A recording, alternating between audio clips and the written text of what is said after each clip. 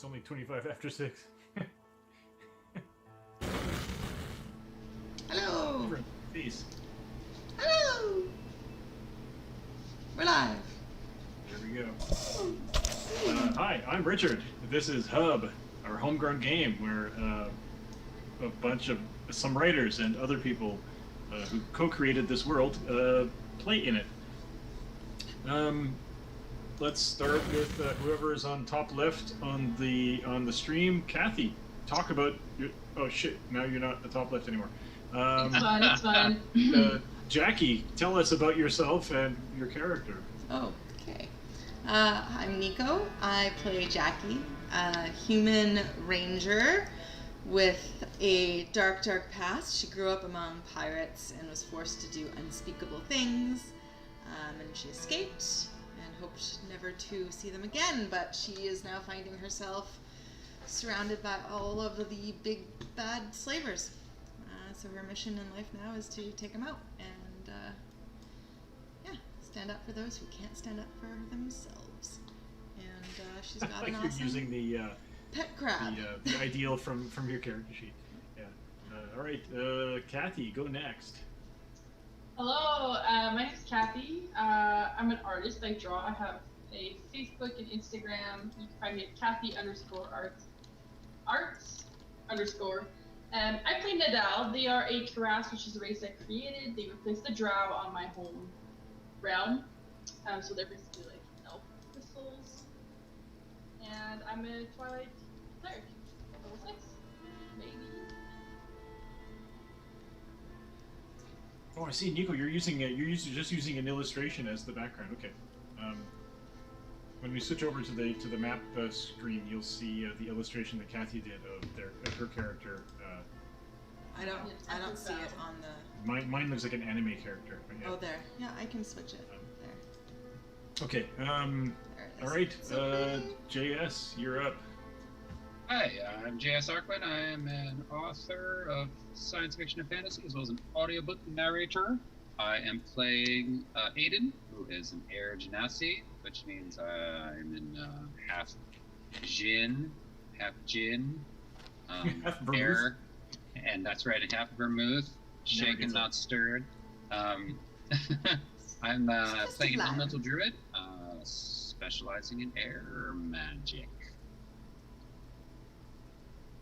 Yeah, and I have to say that I don't think you've ever cast a non-air magic spell except when I think you cured somebody once, which was, Yeah, I think I cast a healing spell once. You probably gave Nadal the breath of life or something like that. Yeah, that was literally it. That was exactly right. Like a quick puff. Yeah. All right. Well, do we want to have?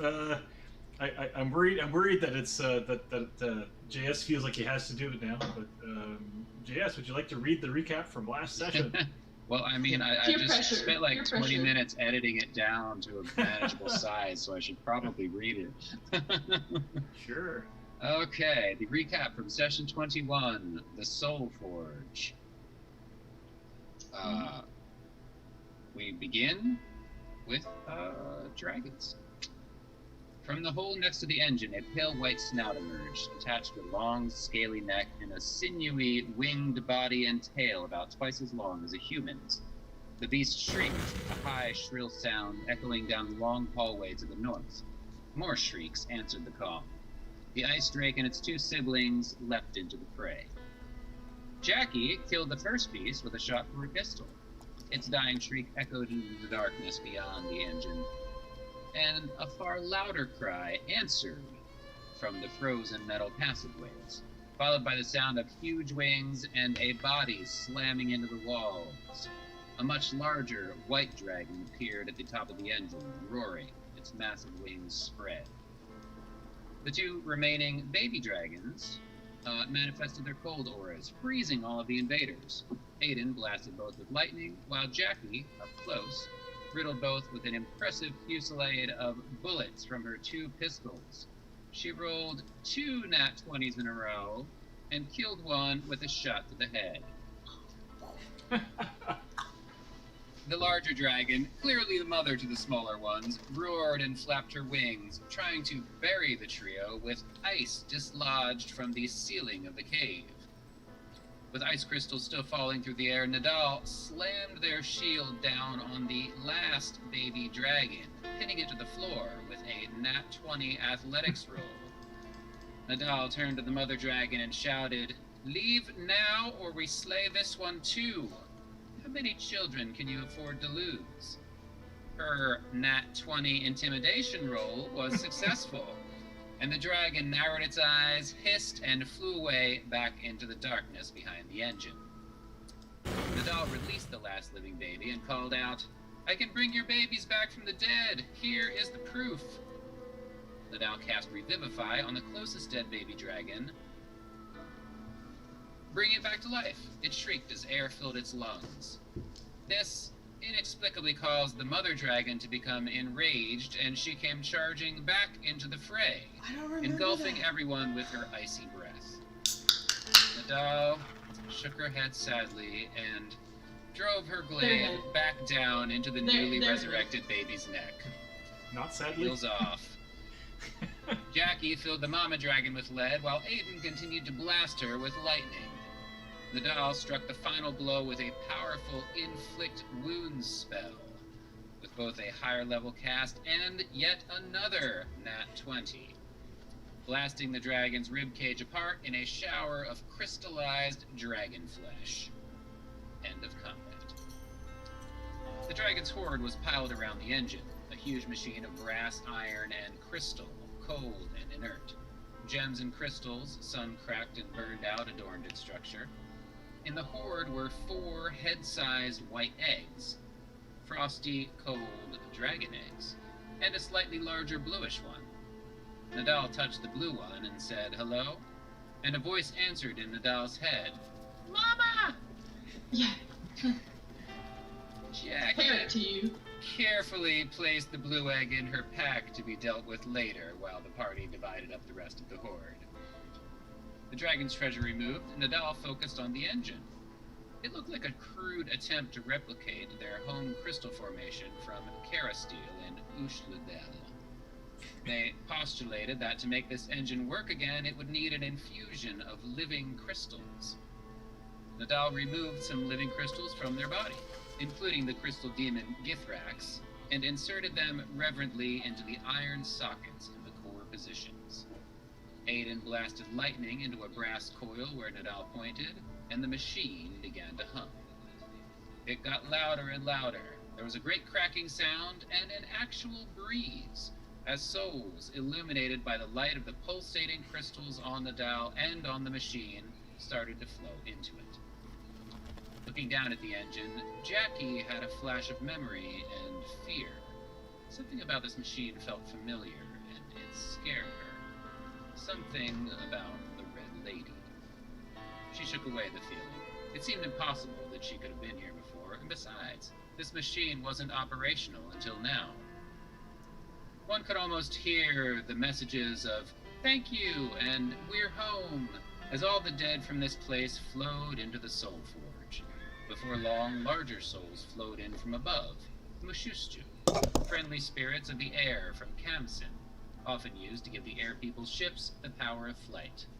Githrax and the dead had found a new home. End of recap.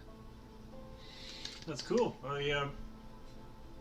Yeah, I like the way you completely removed your character's flashback to his homeland and his. I had to make it shorter. It was too long, Richard. It was too long. I want to hear the flashback. Oh, it's good. It's good. You're That's welcome why- to read the flashback if you feel like it's important. I mean, if you think it's easy to edit yourself, ask Peter Jackson what happens. Yeah. When you make a 3-hour King Kong movie, that should have been 2 hours. Right? Or Lord of the Rings and The Hobbit. So from this machine, Jackie gets weird flashes of memory from the machine, and flashes of memory about the Red Lady. Aiden seems to feel a connection to some of these spirits. It's also interesting to note that the only spirits, like maybe Nadal can communicate with the machine in a way. The only spirits that are coming into this machine are the ones that are more spiritual creatures like the Genasi, and the Mushustus and crystal beings and things like that. You're pretty sure that. Oh, and the machine also absorbs the souls of creatures that are not good, like the gas. Well, the gas were all Genasis, right? They just became undead. No, I'm saying what's his name? Catabatic. Catabatic, yeah. His soul would also be sucked into there. Well, Why? But there goes the neighborhood. But they become soul energy. Yeah, I mean there are good and evil people that are born from there were good and evil people that are born from all these machines, or from well, who knows? You've heard of bad people being being. I guess the other souls, they don't go to the machine. They're trying to get to the other realms, right? Like the heaven realm, I suppose. Yeah, so you don't know if it's because you made this machine using the crystals. Well, because it's a crystal machine first of all, so it only attracts creatures that are attuned to that. This is where their souls can go, whereas everybody else, humans and dwarves and elves and stuff, their souls have to go to wherever their Not souls worthy. go. Yeah, well, this is just they just don't. This is not heaven to them. Or it's kind of like a simulation, like in that Star Trek episode with Moriarty. They made like a memory cube for him to live in. Yeah, anyway, yeah. So there you go. So you're in this frozen dungeon. I revealed the rest of the map, but there's really not much else to do there. So do you guys want to stick around? Do you want to leave? Are you heading back into the glacier? Leave, I think. Yep. Can we see the map? Did we was there any more to explore, or did we fill it all out? I thought there was a little bit more to explore, but I could be wrong. Oh yeah, there's like a little end of the hallway where I guess we could go. And try. I mean, maybe there's nothing up there Remember that the last baby? worth checking out. Yeah. Let me check. I think I lit up. No, I lit up the whole thing, so I can bring you back to the map. If Do you just want to remember look at it. what Jackie's memory flashes were that we can recap? You want me to tell you more about Jackie's memory flashes? Like what? Like the memories that she got last session. I'm just trying to remember because I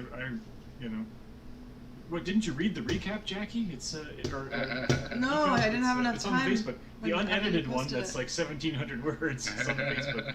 So Jackie had a memory of the Red Lady. She always has flashbacks, but of the Red Lady making her kill a prisoner, kill a deserter, and you always imagine that you're 9 years old, but you feel like you're a tall 9 years old. But also you remember, you had forgotten this, is that your mother also had the scar on her face in the same place as yours. The white eye and everything else, so. I'm trying to think, I don't think there's much else. Yeah, there was the revelation that there was a scar. There was and there was the executing of her forcing you to do bad things. Ooh. Yeah. Yeah. Thank you. Bad things. Bad Mommy things. made me do bad things. Exactly. Yeah. And I rewatched the whole video, and I'm pretty sure you didn't cry at all, Catherine. So. I did. You were crying on the inside. No, I teared. It was teared. Is it when I said, what will you give up in order to save both to make it work? Because they're all gonna die. It was after. When they all. When they said thank you. Oh, okay. Oh, that's good. Yeah. So like I said, there's not much else in this place. You can leave. One of the little dragons got away. Oh, it's up there in the. Well, the token is still here, but You gave us a hole, right? Yeah. Who took it? Did I take it? I took it. Oh, we have the eggs. We could try and sell those freaking eggs, Mom. Yeah. Dragon eggs, yeah. Could hatch the blue one. You could be a dragon mama. Oh, Jackie wants to be a dragon mom. Genderless mom. A genderless mama. A parent. That's Parent, dragon. Dragon parent. Well, it said mama, so yeah. Yeah. Okay, so is there anything at the end of the cave, or? Yeah, let's go check out that that little offshoot there. Doesn't go anywhere. Doesn't go anywhere. There's nothing out This there. is the end of this dungeon. The end. Let's This is the leave. end of the Fine. black and white. And We'll guys- leave then. I am so slow. I go 20. Fuck. I'm really slow. It's all right. We'll just saunter. Yeah. Yeah, and even though for story I'm like purposes, dragging my feet. Nadal is extremely heavy. I'm You can so still heavy. climb up. You can still climb up ropes and stuff, and you can use your new power now to fly and stuff. So you're probably going to need it to get out of here because you have to climb up like 100-foot chimney. You can to only get do out. it 3 times. A 3 day. times per day for how long? A minute. Oh Jesus. Okay. Yeah, overland travel is not going to be great. It's not going to be great for you. That's for sure. And Yeah, so you all notice that the Yeah. Nadal is much larger than before. Their feet, like Larger. like after the Soul Forge started up, Nadal was actually stuck to it. They had to like rip their feet off of it. Whoa. Breaking crystals. They seem to weigh probably twice as much. How did that happen? I thought Nadal took a bunch of crystals out of themselves and put them into the machine. Yeah, no. In order to make the machine work, Nadal had to really bear down and a bunch of crystal. Yeah. Hulk out. Nadal had to Hulk out. Nadal literally had to Hulk out. That was the subject of my little scene I did. Oh yeah, the image of Nadal orgasming to crystal. The crab on the Twitch mending. Poor bandit. Yeah, that's right. Yeah. Yeah. So if you guys want to just get out and leave, you can do that. Wait, is Bandit just dead now?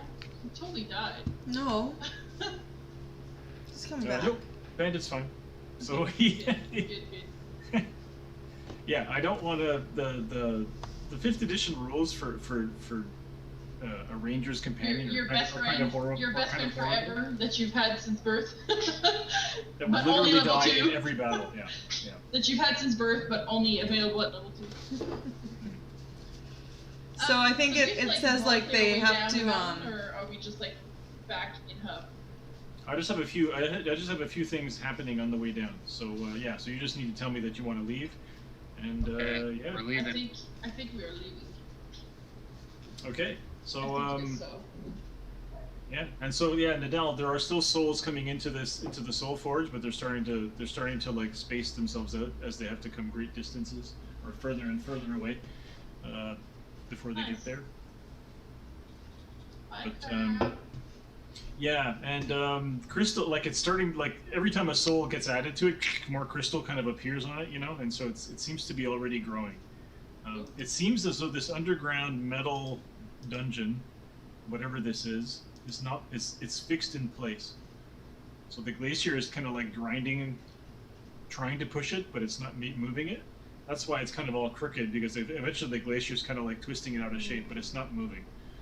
So the Soul Forge should Stay eventually will just grow to fill the space that it's in, and then outwards. Maybe one day. nobody, and then the glacier will just keep kind of grinding around it and probably not damage it. If it's anything like the crystal that's at Nadal's home, it'll be pretty solid. It'll eventually kind of make a big cave of crystal.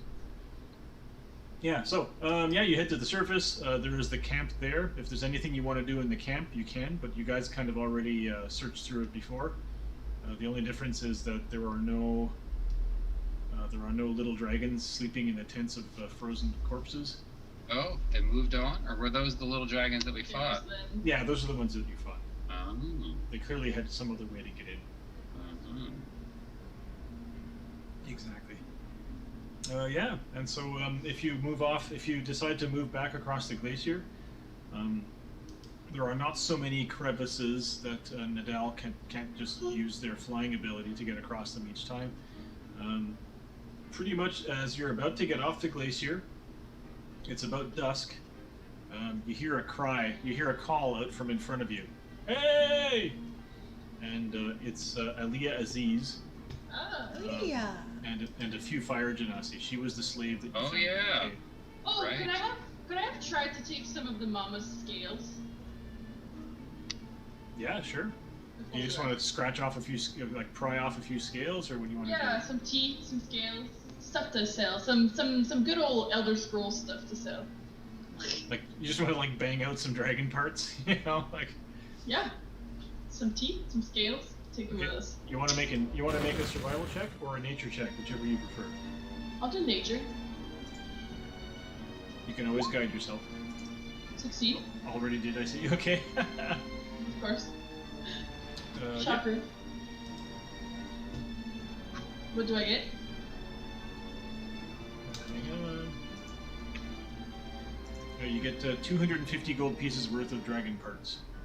Okay, 250. I'm just doing this to keep it simple. Yeah. So you scratch off a bunch of scales. You take the gizzard. You know, break off the two big teeth. Stuff like that. Parts that you think that people will want to have. Trade or something like that. Okay, Yeah. got it. Does Jackie would know all about beasts and stuff. Does dragon blood have any special properties? I was thinking that too. Some of it can be dragon. Some of the stuff you harvested can be dragon blood. Sure. If Jackie is interested, you can roll again nature as if you had advantage, or Jackie can roll nature. Jackie can roll it. Do it, girl. But I'm gonna Jackie. guide you. I'm gonna guide you. Jackie probably has a good nature. Or survival. So advantage? I presume this is not one of Or your. animal your, handling, maybe? Holy Christ! That You're like sucks. dragon blood. It all keeps freezing. As soon as like you cut it open, the blood just freezes. It's like Survival? it's always frozen. Can I roll a survival? So sorry, you Scales and teeth. It's all good. yeah. Unfortunately, you don't get anything. Yeah. So fast forward back. This is a few days later. Oh, yeah. Hang on. Yeah, Aliyah says, well, I came back as quickly as I could. What's the story? He's dead. Oh, I wish I would have taken his leg. Well, you have his head. Oh yeah, his mechanical legs. You have his head. Yeah, sounds like something I would do. I would take his legs too, sure.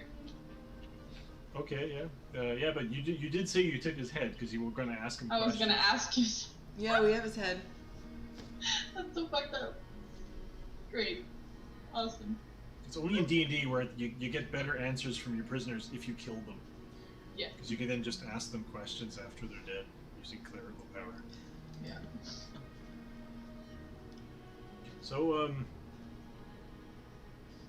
yeah. So she says. So you killed Katabatic. Are you gonna show it? She says. Did you? You pull out the head. Yeah. She kind of goes, good. That's good. Super dead. There was a dragon in there. So. Do you tell her what happened? Do you tell her about the soul forge and everything else? You're wondering if you should tell people about that. But I was gonna say, I feel like no. do you I feel like wouldn't it's pretty say defenseless at this stage of the game? anything. Like, I would say nothing. I wouldn't say anything. So I would Jackie, say that there was a dragon though. You know, your fire powers would have been pretty good in there. Too bad we're too impatient. No, I mean we had to get those people off the mountain, and I'm glad I did what I did, and I'm glad you did what you did. So that's good. It all worked out. Jackie had seen a soul forge before, right? That was her memory. Like she'd seen her mother in one or something. Yeah. You just feel like it looks familiar. You Oh don't God, what is you don't remember seeing a soul forge, but you just feel like it looks familiar. Okay. Or and you also feel like you don't like it, Yeah, a bad feeling. like you're scared of it. Jackie's And the not music's scared. the music's like let's talk about Epic- soul forge. Epic battle. Yeah, it's cool. Oh, that's Peter Gundry. I don't think we're allowed to play that on stream. But anyway, so thank you, Peter. Goodbye. Yeah. So she says, well, if you'll have us, we'll go back down the mountain with you. Who's us? Wait, what? Well, Who's she with? she has a few other fire genasi with her. Aww. Some of the slaves came back. That's cute. Like the wrong man. Yeah, he's super dead. Super absolutely dead. She says, you Yep. you look different, crystal being. Are you wounded? You're moving slowly. No, I'm just a little tougher Just now. big. A little tougher.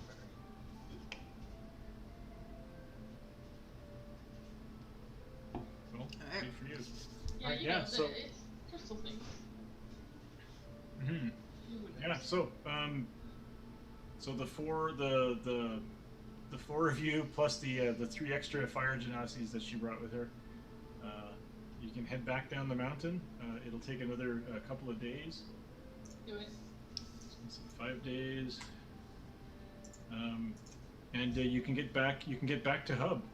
You're gonna pretty much pass close to Katabatic's estate if you want to visit there. Although you're pretty sure that he had left nothing behind of interest.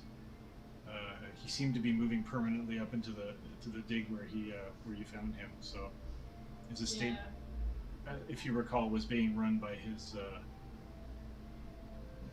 B crew basically. It's just Otherwise, yeah. As you Yeah, so otherwise, as you enter, as you arrive closer to town, let's put you back on the map of the city. As you get back into town, there is a familiar wagon waiting just outside the main gate to like the more built-up part of town. Where's the city? It's buried. Hang on, I just gotta control by all players.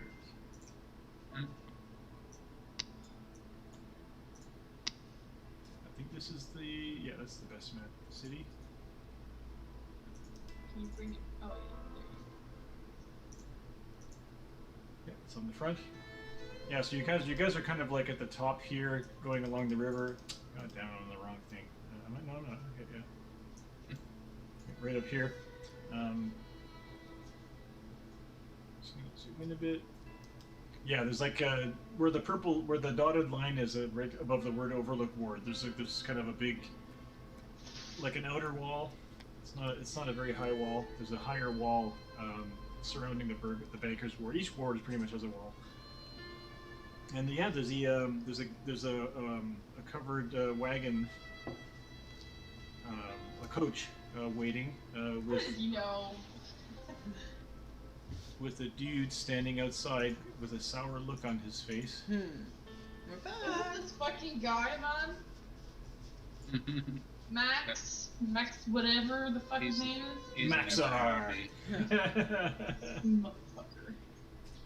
He has he's trying to be a samurai. It's awesome.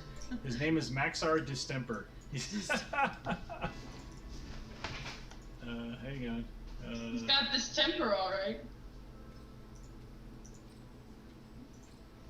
Yeah, so there he is. Yeah, so he kind of like sees you, the group of you coming down out of the mountain, like with other groups of people or whatever. But he spots you in the crowd unless you're trying to hide. And, I can't really fucking hide anymore. He kind of bangs on the wall of the wagon, and then he waits. He turns to the wagon and he's listening, and he turns and he says something in through the window, and then Klaus Wilhelm comes out. Well. We have returned. Yeah, so he you notice that there are several more guards. Like there's several more of the city guards, or I think his guards were yellow cloaks. Yeah. Yeah, there are like a dozen yellow cloaks kind of scattered around. and they're all sort of watching you carefully, you know, and they're watching the crowd and everything else. Klaus is wearing, so he's wearing the medallion that he had, the medallion of office that he had, that you guys brought him from the tomb all those months ago, all those, I think it's like 19 days ago or something. But he also has a big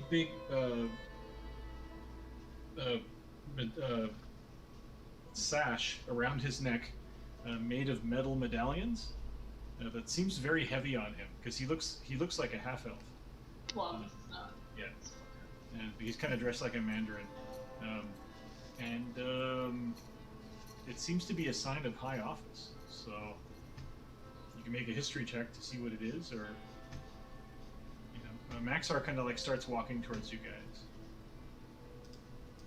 Doesn't have his helmet on, but he's got his great sword. He's holding it like by the blade, like almost like a spear, or like like in a way that you would hold it not to use. Is he one of my favorite enemies? Is Klaus within like talking range? Yeah, I didn't set up a map for this. I figured if you want to fight, then we can fight. But yeah, Klaus is like 40 feet away from you. Okay. Maxar is walking towards you. And he says, I rolled a 16. Oh. For that thing. I was just gonna ask him, what's with the new jewelry, Klaus? I was gonna say, Nadal, you should roll with disadvantage because you don't know about these Curses. So is he one of my favorite enemies? No. No? Can you choose new favorite enemies as you gain levels? I think you can. But No, I have new ones added. So I have pirates, Unitarians, and Isn't he definitely Unitarian? elementals. He's not Unitarian. He's definitely not Unitarian. Isn't he the founder? Didn't he brag about it? I brought them all together. He might be a Mormon. You don't know. No. It's the United. Yes. He talked about how he was there when the United united, and you're pretty sure that the Saint What's Her Name was a Rexasa just like him. Anyway, so none of you can tell what it is. It's some kind of a badge of office, and so you kind of shout, you kind of like yell out over. You're always hovering like 6 inches off the ground, like over Maxar. You're like, hey Klaus, what's with the jewelry? Maxar says, show respect for the mayor of Hub. Oh, mayor, is it? Yeah. Congratulations on your election. Klaus Wilhelm kind of shrugs. Maxar kind of like looks at you. When you say election, he looks at you, and he kind of like frowns. He looks back at Klaus, and Klaus is like, "Oh, you know how things could be in a time of emergency. One must seize the opportunity, seize the reins of power, as it were." Uh-huh. How long were we gone? Maxar's like, he's saying there was no election. You've only been gone like 9 days. Or something like that. Well, 5 days. You've been gone like less than 2 weeks. Thanks for the translation, Maxim. I couldn't have figured that out on my own. My name's Maxar, okay? Maxar. Arr. Yeah, he says, anyway, the Lord, His Grace, Mayor, would like to treat with you. Sure, we like treats. And so he turns around and heads back. And so the mayor says, so he kind of walks towards you guys, and all of the yellow cloaks in the area are all nervous now because they're worried, that this frail old half-elf man is going to get, bushwhacked by commoners. Nobody seems to recognize him. People go about their business. Klaus kind of walks up amongst you, and he says, yes, to what's her name, to Aliyah. He says, so you found them. I trust they had already done their work. Aliyah says, yes, they did. Have you found a home for my people? Klaus says, of course. I always keep my promises. Uh-huh. So,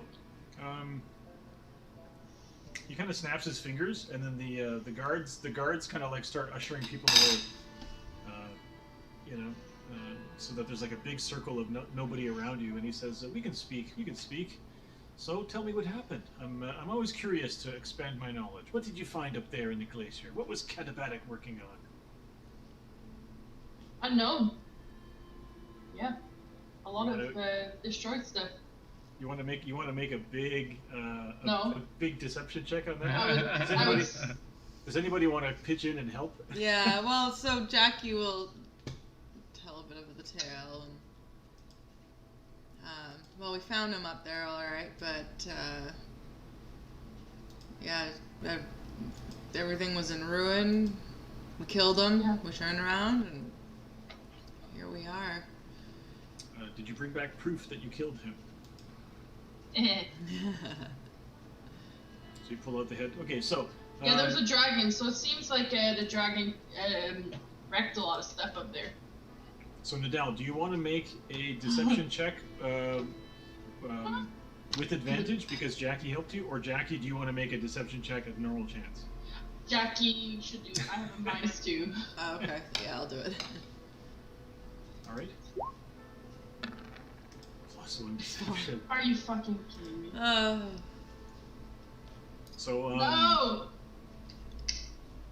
So Wilhelm's eyes flash green, and he says, and then he closes his eyes, and he kind of like takes a deep breath, and he says, "Never kid a kidder. Did you find the engine?" And he looks at you, and he looks right at Nadal when he says, "Did you find the engine?" Nadal, make make a deception check to try to keep a straight face. I'll give you advantage because you have a very, you can just like basically. I'm stony. You can stone yourself, yeah. Ah! Okay, fine. You know what? Not as stony as you think you are. We found some stuff, okay? It's true, the dragon did break a lot of stuff. Fine, we found dragon eggs. I didn't want to say anything. I wanted to sell them. But fine, sure. Okay, here are the eggs. Here's one. And this blue thing. I was trying to keep this blue thing hidden. It spoke to me. I think Jackie took that. I'm not. Unless it was. Oh no, Jackie does have it. Yeah, it was movement. He says, "Oh, your stony countenance tells me everything. Don't worry, I'm not gonna cause trouble in that area." You promise? Yes. Yes, he says, he looks at you right in the eyes and he says, "I promise I will not interfere with the... My promise is binding." I know where to find you. Okay. He laughs. He says, "I'll say it again. I promise not to interfere with the..." The what? He's trying to... But you want to make an insight check? Well, I know he meets Soulforge. Oh, I know. No, but the insight check is to understand something about how he 10. functions.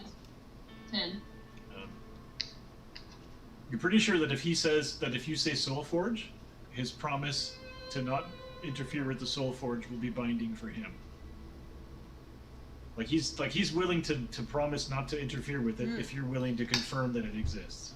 He's pretty sure he already did a 22 insight on your deception of 7, so he just wants to hear it from you. Do we have a Who's reason around? to hide Who's from around? him? Just your friends, but so's Elia actually. Elia's friends have gone off to the to talk to Maxar. I cast message and I say it in his brain. Like I use my resonance. Yeah. He nods. Very well. Yep. We have a bargain. Seems like it. So, how do you feel, Aiden? About ending slavery in this place? I feel like I should do it. What do you do now?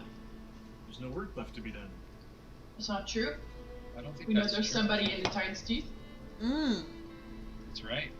Her work Red here Lady's out there is somewhere. not Lady done. Frost or whoever. If somebody's gonna take that bitch down, it's gonna be us. Yeah. Right. If not to enslave me, then for Jackie. Right. Yeah, Jackie's got to kill a bit. Yeah, well, so the portals have been closed for 50 days now, 50-some days, and so there are new slaves coming in. As well you know, Master Aiden, we may have ended the receipt of slaves in this place, but the place where they come from still needs to be dealt with. But the portals are closed, so we can't do much about that. I heard a rumor that there was a ship arriving in town that might be connected to the group of slavers that you have destroyed. And it's possible that they're going to look for an outlet for their cargo. What's the name of the ship? Is it the Swan? No, not the Swan. Says, I don't know. The Swan got away, didn't it? Fortunately. Yeah. I forgot to name the ship. Hang on. It won't happen again. The crow. Hey, chat! No, there's nobody in chat. God damn it. It's just us in chat. Hey, chat, give us a random name. Sebastian Carbulon. Hang on.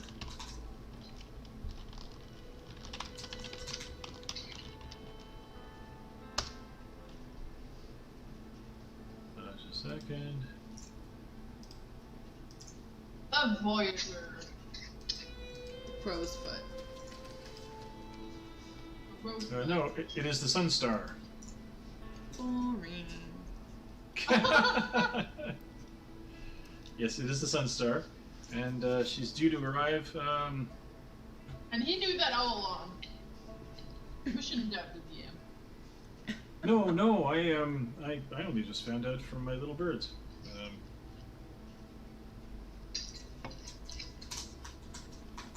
Where's the Sun Star coming from?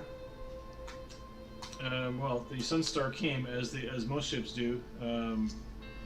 First tried to berth at shit. What's the name of that? Port Denver.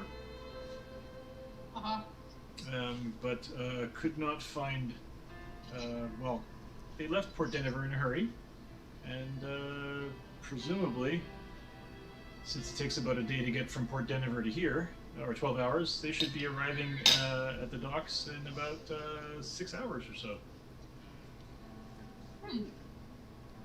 It takes you Not 12 far from hours the to ri- get from there to here? That's cool. Yes, I've only ever heard of one ship that did the trip faster.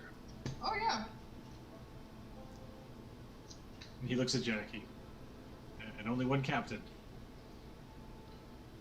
That's so cool! He doesn't say anything, but he's like, do you understand what I just said, Jackie? I missed the beginning of what you said. Yeah, he says only one ship ever made the trip faster than 12 hours, or like the record for the fastest trip is 6 hours, and only one ship ever did that, and one captain. Well, we'll see about that. Yeah. He So looks it was around. He it looks was around. you and our ship that did that. He's pointing at you. He says it was you. It was you. Oh. Damn straight. Word got around pretty quick. Word got around when that happened. Yes. So, well, I can't remember what the bargain was with him. So the bargain was that. I didn't make a fucking bargain with nobody. No. The bargain was that he wanted to end slavery, and Yeah. and that is done. He says, I believe. Well, we haven't ended slavery. Yeah. No, but we've killed. The slavers are still out there.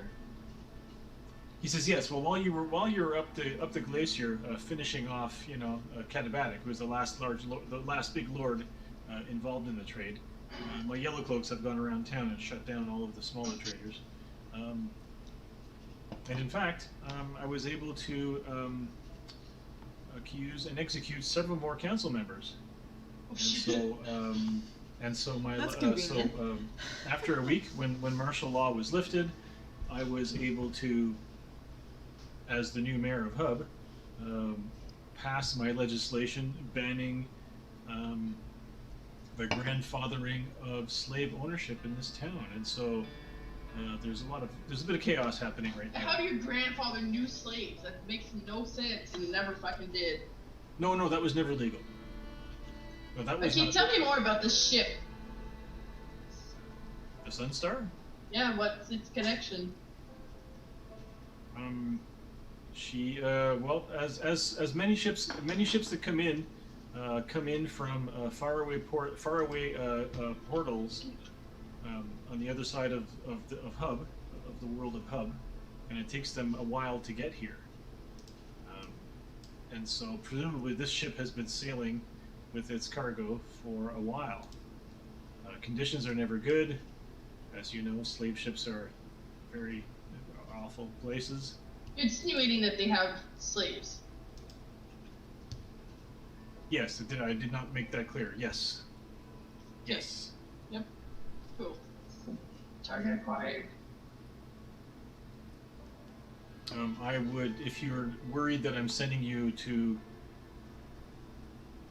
do my dirty work, I invite you to investigate before you start murdering people on the ship. Yeah, definitely. Don't trust you. Yeah. I only want what's good for Hub. Sure. Sure. Oh, you want to incite him? Yeah. Yeah. He can't tell. He can't tell I'm doing it, right? Oh, no, shit! It's a passive thing, yeah. I'm gonna roll. Well, am I rolling persuasion or deception? I was gonna roll. Whichever one you think it is. I don't know. You're pretty sure he's telling the truth. Mm-hmm. Sure, as long as you're in charge, isn't it?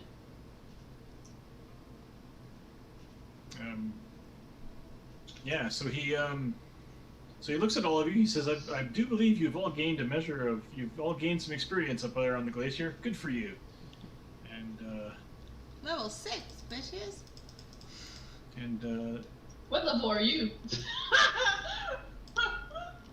what is the crow's? Why did you take the crow's foot in the? You were asking for names for the ship.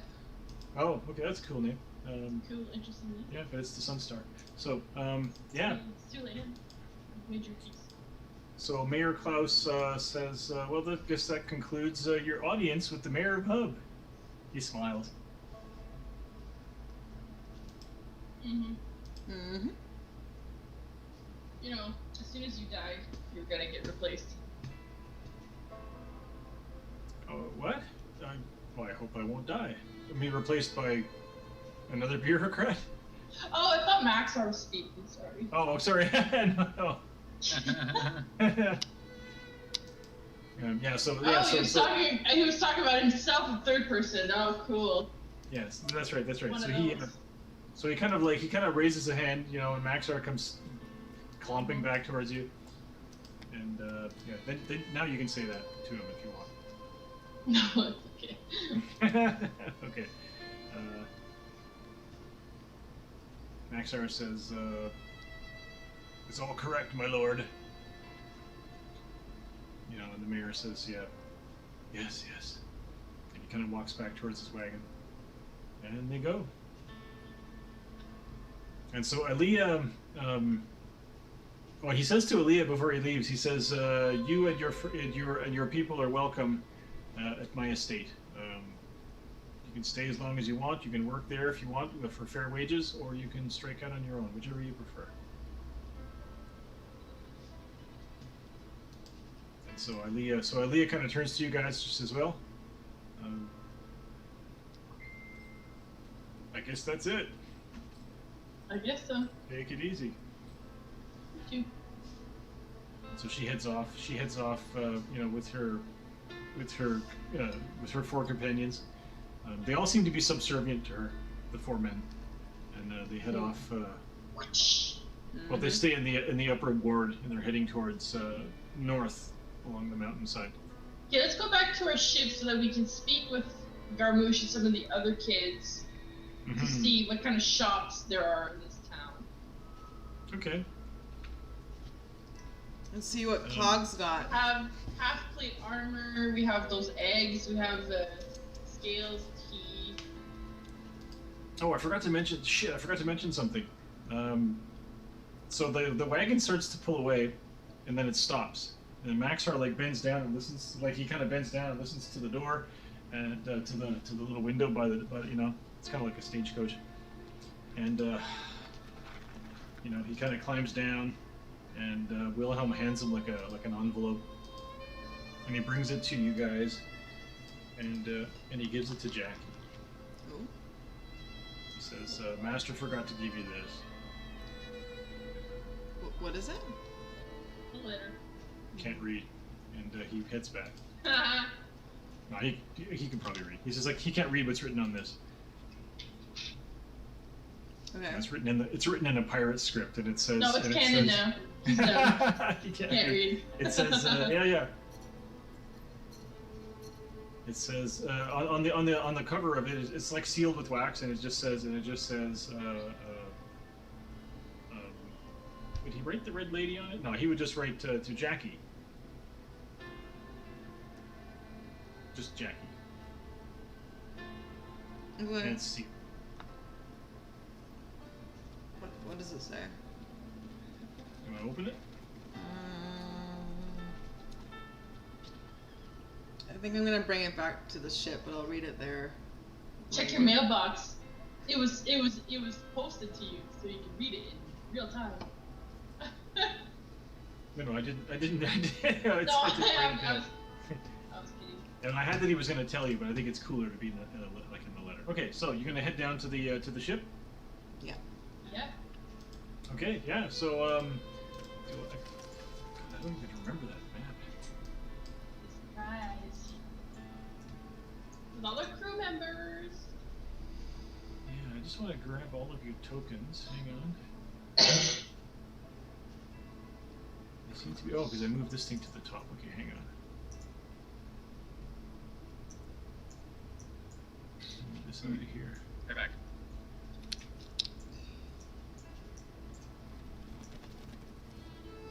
Because I made all tokens that have cool. Oh, for fuck's sake, hang on. Just a second. I'm trying to not grab. There we go.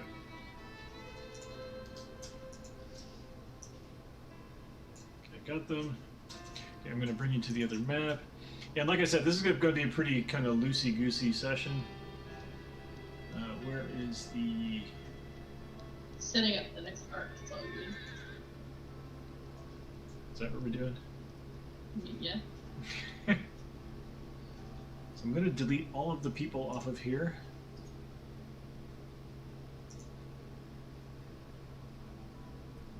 Did I just make the I made the ship disappear? Hang on. Oh, for fuck's sakes! I don't see what you're saying. Hang on.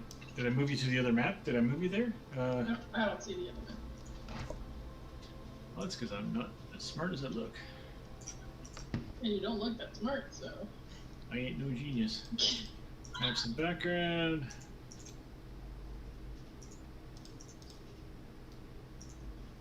There we go. Tokens. Aren't you glad you're on board the Nautilus? Underwater, completely waterless. Oh, it's our old ship. So Don't know what many you're singing, but it fabulous, sounds things amazing. to see. Oh, there's another ship. Whoa, where'd all those people go? They all just disappeared, and now they're in the water. Drowning. They all just jumped into the bay. Smokey and Bandev's going to put over there. You guys are there. Well, all these people live on the smaller ship. Ah. It's their house. Alana, you fucking psycho bitch. All right, yeah. So you head back, and you guys enter the dockside district, and long before you get to the docks where your ship is, there's like a kid running alongside you guys, seemingly from that gang of kids that that watches over the docks where you are. Hey, finally came back. That's good. That's good. You Yeah. need anything? You need anything? You seem a little smelly. Yeah, we're looking for shops. Anything that would have, cool shit. Cool stuff. Sorry, child.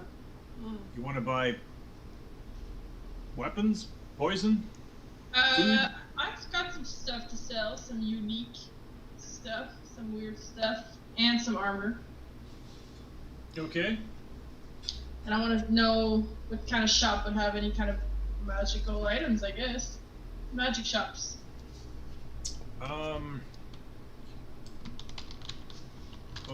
Yeah, sure. Uh-huh. I don't think it ever occurred to me that we would ever have a shopping episode, but yes. So sure. Just I have like almost 4,000 gold. Yeah. Well, you guys all have lots of money, I'm sure. Yeah. Let me spend it. Let me show you its features.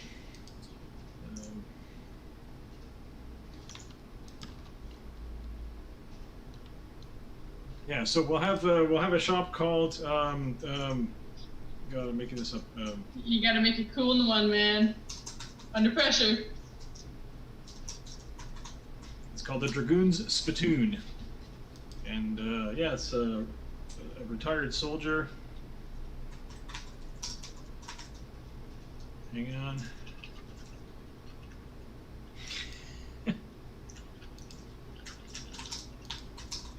Is it a magic shop?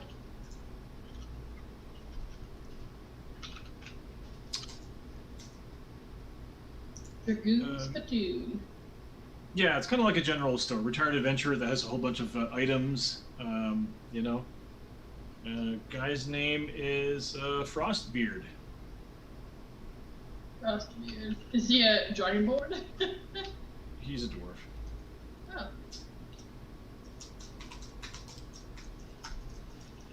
Otis Frostbeard.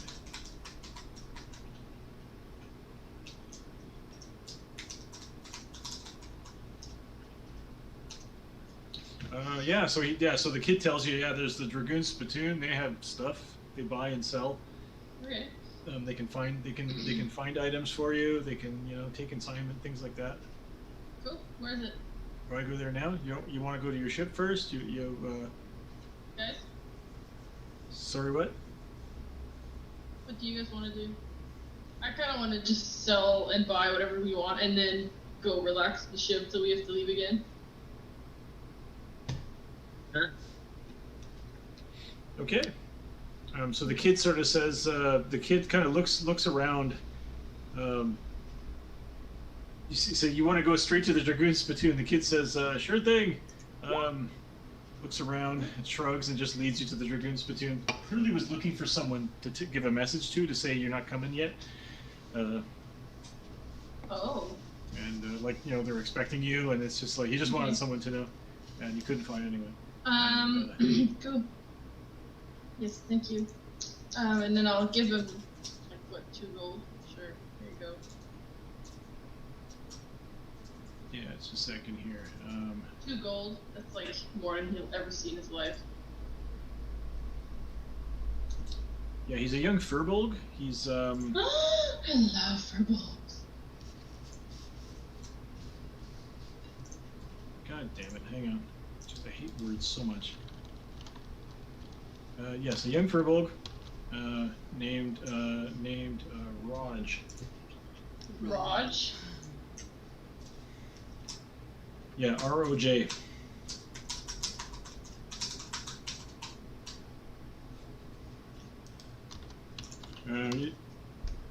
You know what? R-A-J. It's a young furbolg female. Yeah, so she leads you off to the Dragoon Spittoon, and so it's kind of a nice place.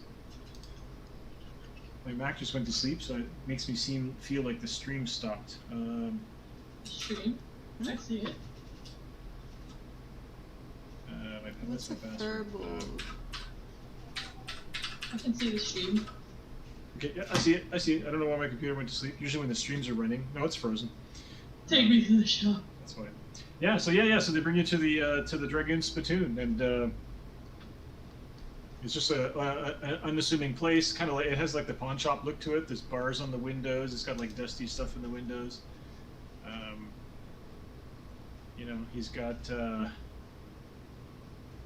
He's got an item in the window that looks like it's in a place of honor, like it's locked up, like in a glass box with thick glass, and it looks like a diving suit. It's a huge iron helmet with like a grill in front, and it's got big tanks on the back. You know, leather straps, the whole bit, like an 1800s diving suit with the iron shoes and it with the lead shoes and all that. Yeah, so yeah, guy inside. You know, there's a guy behind the counter. He's a gray-bearded dwarf, and he's missing an arm.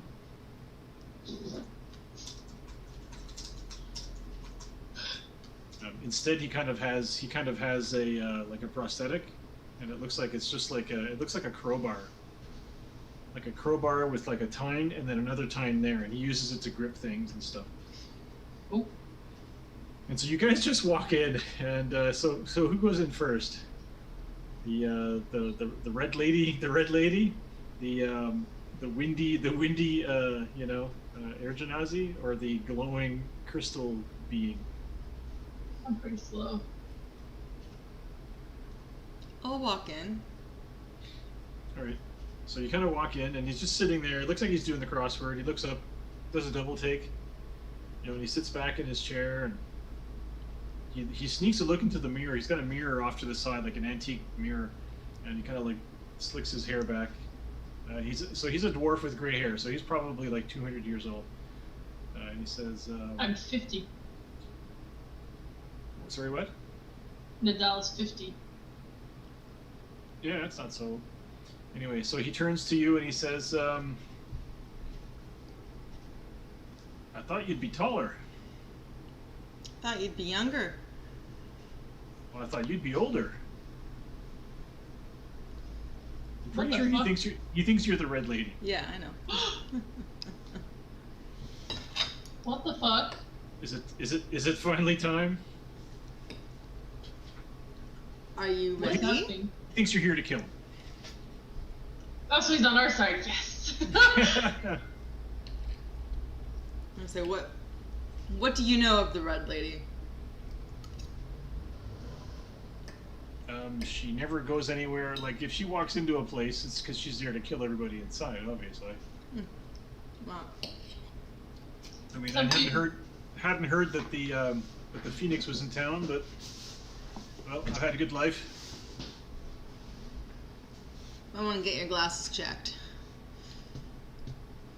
I'll step aside for the other two to come and join. All right. So he says, is the Phoenix in town? Not from what I heard. Yeah, I certainly hope not. It's You because the seem to portals are think- still down, right? So I can't. I was gonna say, Yep. you seem Safe to for think now. I am the red lady. Why would the red lady want to kill you? Ooh. Well, you don't know what you. Well, if you don't know, then I'm not telling. What can I do for you, fine folk? Boo. Has anyone ever told you look like I'm somebody? just gonna slide my hand onto my gun. Casually. Flash Onto it a the little bit. yeah. Why would the red lady want to kill you? No, you want to intimidate him, or do you want to? It seemed like a very seductive move, but it could be an intimidation. I don't know. Hmm. Sure.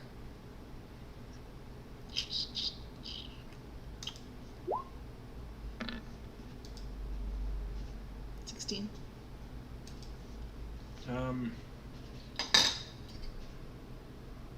I may have had dealings with her in the past. I'm a little older than I look. Ah, you look pretty old.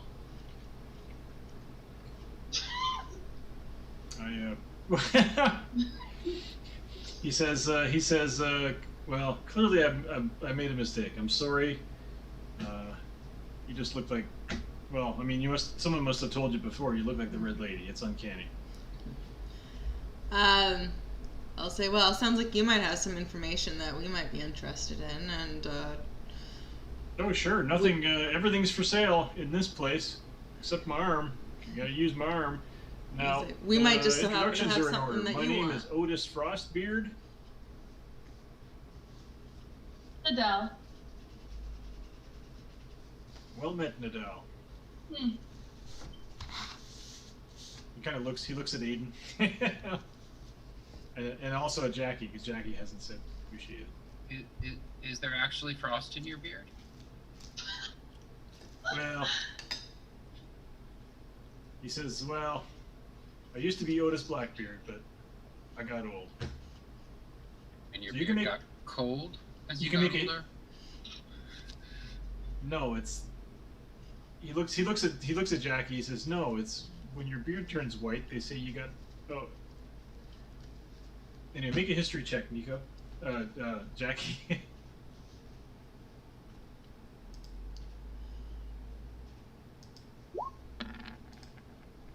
Fuck. Oh. Yeah, you're pretty sure Blackbeard is either a pirate or a ship captain of note at some point, but that's a name that a pirate captain would have. Yeah. But, How'd you lose that arm? Interesting. The first one, not this one. what? Your first arm, clearly you haven't lost this one. No. I'm a warrior. You know what comes of gnawing on your nails. It's a whole lot of worries you must have there, guy. Oh yeah, the store is just full of stuff. Just give me a second. Huh? I find it's easier to use the book for prices. Ow! Hang on. Just keep talking.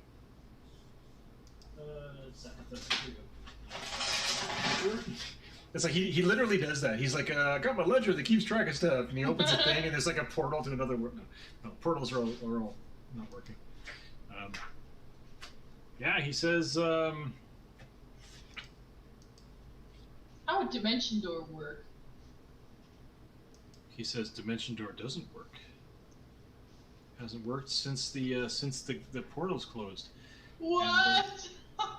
Every poor bastard that tried to use Dimension Door or any other kind of teleportation magic met a dark end. You remember it happened. You remember what happened once when someone. Oh, had you forgotten that? Were you going to try to use Dimension Door? No. I didn't realize he was using Dimension Door. I thought he was using a specific kind of stone. Oh shit. I think he was it. I think it was literally Dimension Door that or I don't Face know. Step or something like that. Yeah. Yeah, things that shunt you off into another dimension. It just kills you. Yeah. Oh fuck. Good to know. He says, "Yeah, that's why when you came in, young lady, whose name remains a mystery, and I thought you were the Red Lady. I would have disappeared pretty quick. Except I couldn't because I didn't want to get devoured by the black stuff. Yeah, so Okay, listen, and I'll pop out the big hole. I'll shake it out. I'll start like pulling stuff out of the fucking hole. I've got this here. I've got some of this. I've got this. So I have 4. Well, do we want to give away the eggs? The bluish one, no, but then just the dragon eggs. Mama? the dragon eggs are still cold. They're still like there's because now that you've gone down to the level of the ocean, I should have mentioned that big temperature change. It's now you're close to the equator. It's very warm. The eggs are just there's like condensation just dripping off of them.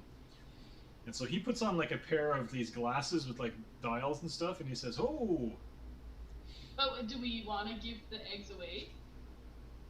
I don't know what I would do with a fucking egg. Good question. Okay, let's just assume that we're giving them away then.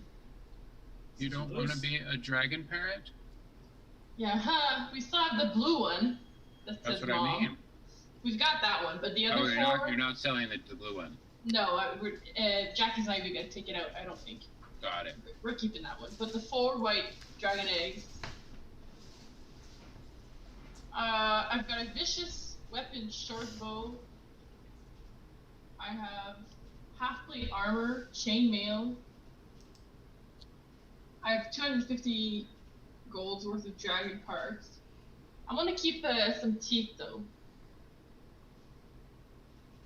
I have Just a a second, I ring just of wanna see- spell. I have a ring of spell storing if somebody wants it. If not, we can just sell it. Yeah. Ring of spell storing. What does that do? Probably you can put a spell in and use it later. If you just go to the compendium and type ring or ring of spell storing, it'll tell you you can cast a spell into it, which you can then which remains in the ring, and then in future days you can just cast the spell out of the ring as if you had the spell. I think you picked the spell already, didn't you? Give you an extra spell. Yes, yeah. Or you can give the ring to some, like you can cast spells into it, and then give the ring to somebody else, and then. That's a pretty cool ring. I want that ring. Yeah. You can totally have that ring. It requires attunement is the thing. Oh. But you can have it.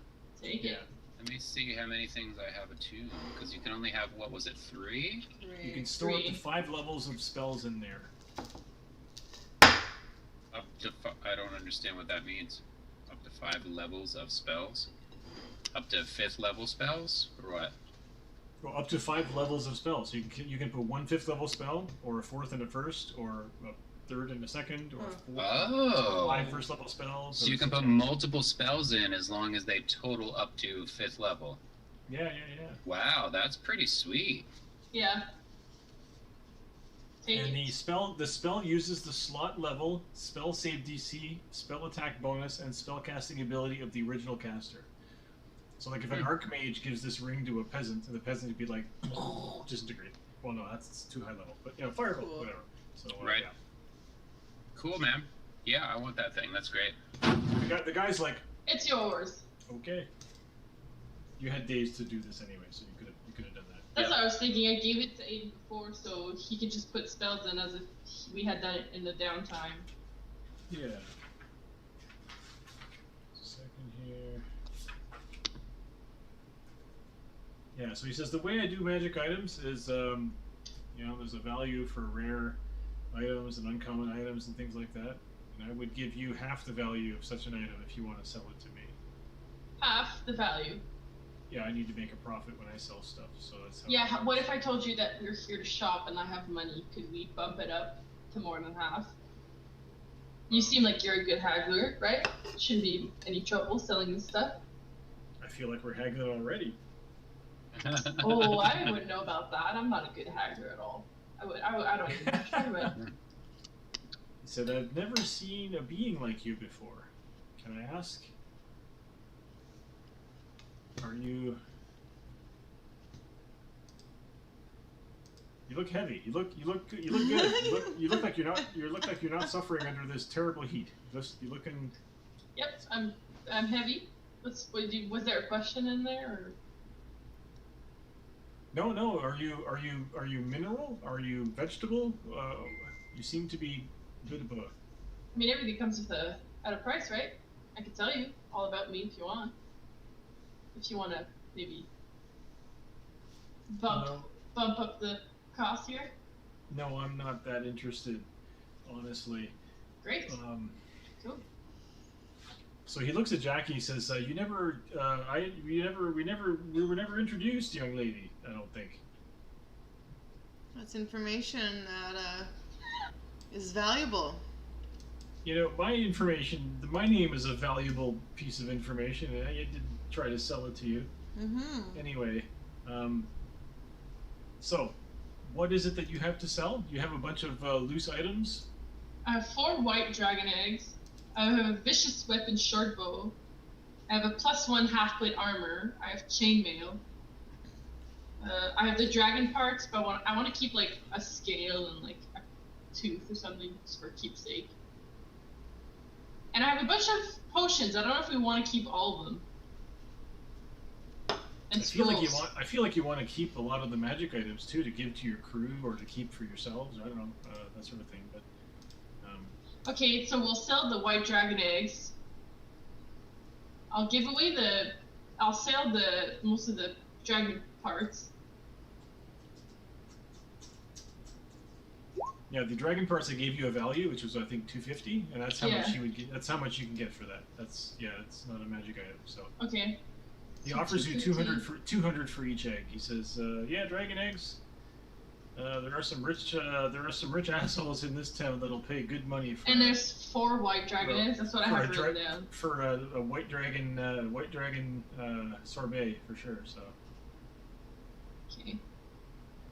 He says, you know, you can't. So we each get You can't cook them 350 because from they stay cold. that. Sorry. We each get 350 from the eggs and the parts. 350. Okay. Got it. He says, I can't imagine what happened for you to end up in the possession of 4 white dragon eggs and all these white dragon parts. Oh, I have this. Wait, did you get the blood? Extremely valuable, the blood. Motherfucker. Ha. Yes. No, you know the thing about Can't even cold say. is that freezes. Well, then you have to be able to capture the blood without it freezing. That's the key. Okay, well we didn't. So Didn't we? take your fucking scales. Oh. Did Jackie not? Let's move on. Did Jackie not take the dragon's blood? Sorry? Did Jackie not take the dragon's blood? It failed. No, you failed. You rolled a 7. It all froze. Okay. Hey! Lame. No. I didn't take any frozen dragon blood. No. Well, you could have scraped up some frozen dragon blood, but it was no more good. I don't know if this is of any worth to you, and I'll take out Catabatic's legs. Isn't it like advanced? He's got an arm. Is there still? Yeah. He looks at the leg and he's like, "Holy crap! Is that a piece of femur still attached to the top of the? Good lord! No. Where did you get this from?" Doesn't matter. He was a bad person. Worked with the Red Lady. Oh yeah, I was gonna say someone who's affiliated with the Red Lady. So, want to get back at her? Hang on. You know, she really doesn't like us, so if you want to get back at her, you could, like, give us more money. Or something. Yeah, that's 1d6 times. She says, Stop it! I'll offer you 500 for those legs. Each. No, for the I'm offering you 500 for the 2 legs. Guys, do we want to give this man these legs? Or keep them as a keepsake? Well, 500 is not a whole lot, but we'll take 500 and some information to trade. Okay. It looks like you're trying to hide from Sounds the Red great to Lady. We're trying to hide from the Red Lady. We might have some information that might help each other out. Sorry, you're trying to hide? I'm sorry. Are you trying to find the Red Lady? Hide from the Red Lady. Maybe. You're trying to hide from her. Well, so am I. And I got a store. I mean... We get 166 from the legs. No, Jackie gets 167. Aiden and I get 166. I'm just hoping she never goes shopping for magic items down on the waterfront. I'm just hoping we're gonna kill her. But you know, they say that the Phoenix is not here. They say the Phoenix. Last time Phoenix was seen was on the night of the Cataclysm. Yeah, we know that. That's what we hear. Yeah. What do you know about the Red Lady and her affiliations? Can you tell us anything about Isla Frost? One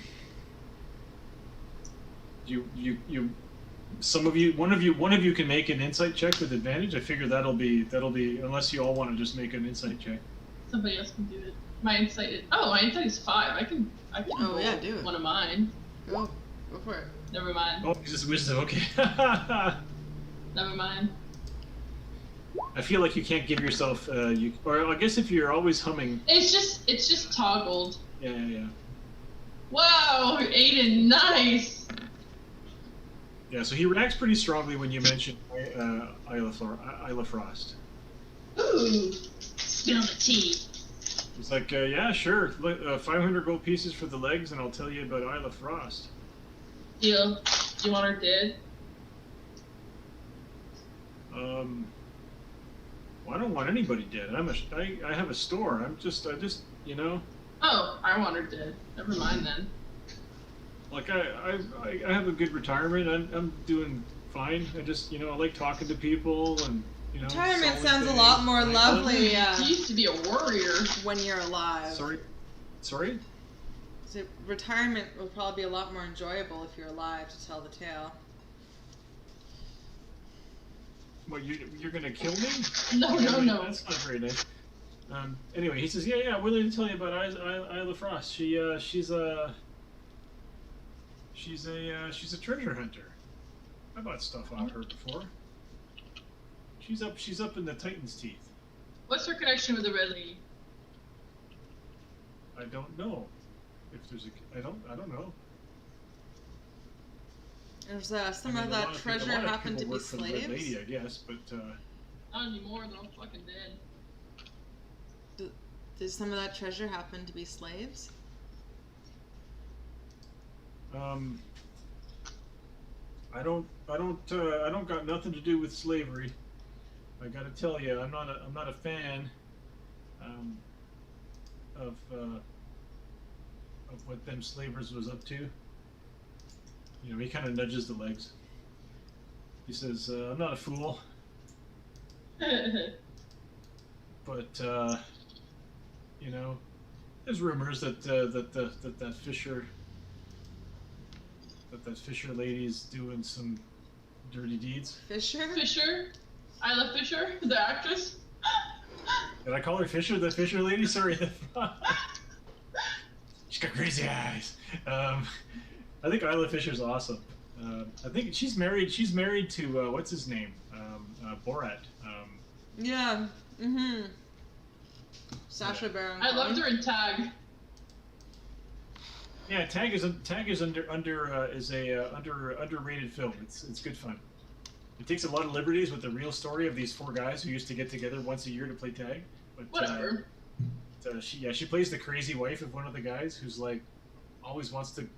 They never allow the wives to play tag. Anyway, it's good. It's a fun movie. It's got a heart. It's a film. It has a heart. It's good. Anyway, he says that Frost woman. She you know, I must have met her a couple times. She's a kobold, eh? She's one of those white kobolds. Oh, fuck. Yeah. I think she's a wizard or something. Anyway, she's brought stuff in here to sell. You know, tried to swing her dick around. Told me that she'd report me to the Red Lady and such, but you know, it was just a bargaining tactic. She knows which side her scones are buttered on, as it were. Okay. I mean, she don't got scones because she's a reptile and all, but still, you know. Clearly, he thinks scones is a different thing than what they are. What's the name of her ship, do you know?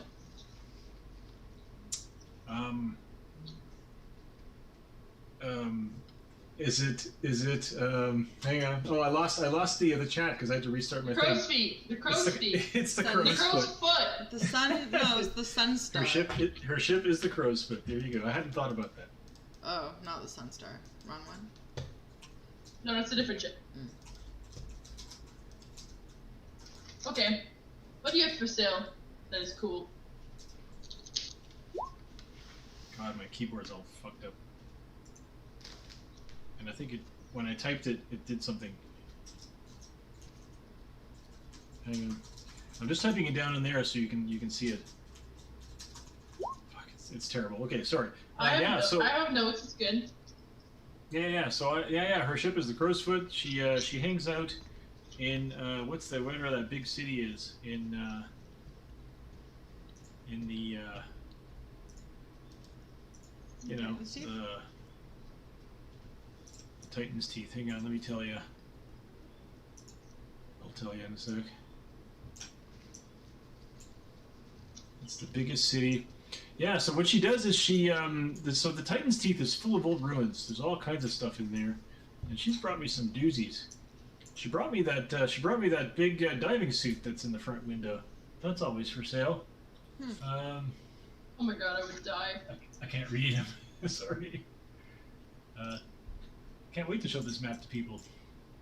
Since I made it a year ago. The Dreadport. Oh yeah. Yeah, it's a Dreadport. It's a lot of pirates go there, you know? It's one of those lawless places, if you know what I mean. Yeah, so, he says, yeah, so you got anything else to sell? Like, you said you had, like, a bow and some chainmail and stuff? Well, I guess we can give that to the crew. Should we? Oh, you got a ship? I I don't know. The half plate armor, it's a +1. That could fetch a pretty penny. +1 armor is rare, I think, right? And it's half plate. Yeah, the cost, it doesn't matter. It doesn't matter what kind of armor. It's yeah, so it's rare. So he says yeah, half plate on a ship. That's a recipe for disaster. You don't want to be fighting on a ship, you know, weighing that much. Okay. As the floor creaks alarmingly underneath Nadal. Oh fuck! I'm like 400 pounds, man. Yeah.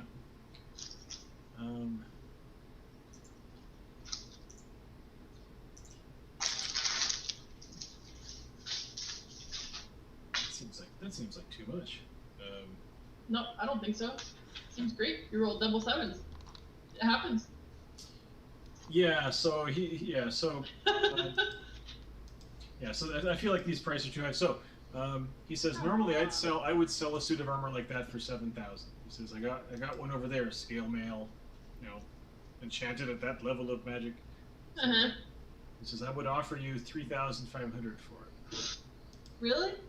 Yeah, I got to mark it up. I got rent to pay. I got to make. Come on, I'm about to clear out your store, man, with all the cash I have. Bump it up to 4,000. It's like, dude, dude, or whatever.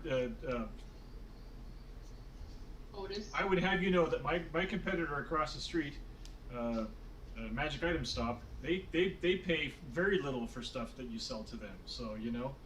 That's a joke about GameStop, where you bring video games in and they buy them from you for 14 cents. That's hilarious. Yeah, so, yeah. I'm just kidding. There's no such, yeah. Anyway, yeah, 3,500 for, you know, Let's do 4,000 with the promise that I'm about to spend tons of money in your store. He kind of like rolls his eyes. He says, sure you are. Sure, 4,000. Write it up. So that's 1,333 for me and Aiden, 1,334 for Madame Jackie. He seems to remember himself, and he's like, he just realizes he's in a room with 3 powerful adventurers that slew a dragon, and he's by himself. And so he kind of like pulls like a microphone to him. It's like a can on a string, and he says, Digby, if you could come to the front, please. Customer service. Just back up, you know, and then there's like a sound of a heavy tread on some stairs, and a young ogre comes through the door behind him, squeezes through the door, you know, and it's like a young ogre teenager. He's got a pimply face and a little scraggly neck beard. He's like, yeah. He says, yeah, Digby, just thought, you know, if you just want to show these customers around, you could help them, you know, pick their items and such. Just thought it'd be nice to have, you know. Back up. I'm sure we could kill both of you if we really wanted to. I'm not planning on it though. So Digby says, "Are you adventurers?" No, we're not. Oh, you can't fool me. I'm a sorcerer. Oh, good. Just watch. And he holds up his hand, and he makes a flame, and then the dwarf immediately has a candle. He has like one of those things that puts out candle fire, but it's a big one, and it goes over his hand. He says, "Please don't make fire in my shop." He says, "Oh, sorry, I get carried away." One of his eyebrows goes, and then the thing goes on his eyebrow. Oh, Digby, you should go back upstairs, Digby. Thanks. Digby's like, okay. If you need me to identify anything, I could do that. I'm gonna say, look what I can do, and I'll crack off a crystal and just cast light on it and just give it to him. Oh, thank you. Yep. Should I stay? You should go, Digby. He squeezes through the door and goes back upstairs. Mm-hmm. Like a plate falls off the wall. Anyway, so, do you have anything else you want to sell? Can people wear chainmail on a boat? Is it magical chainmail? Nope. You could just get half of whatever the value of chainmail is. Well, unless one of our crew can wear it. Yeah, again, anything heavier than light armor, none of your crew are going to be proficient in it. Okay. I'll Which keep means the if they short wear it, bow. they're at disadvantage to do stuff. I'll keep the short bow though. I'm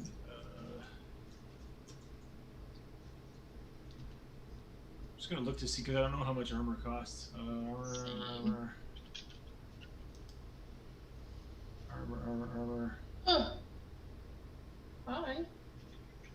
Like I don't think it gives you prices in the stupid. I fucking hate how they do the D&D books in Roll20 because you can't.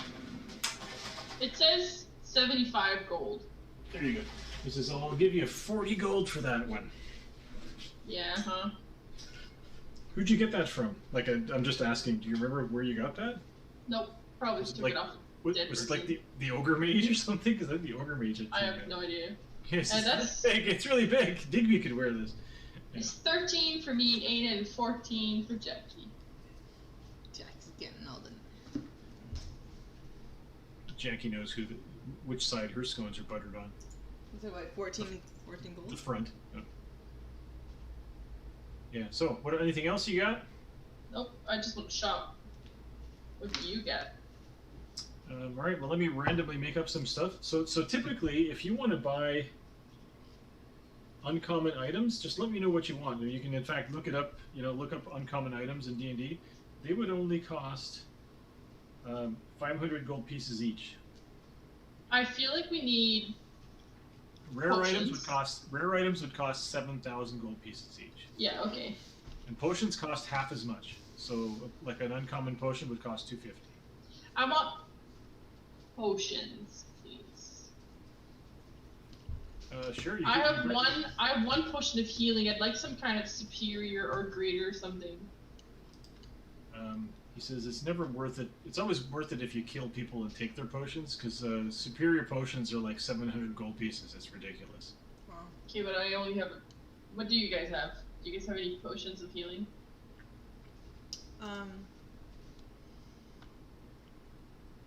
He says, I got 2 regular healing potions.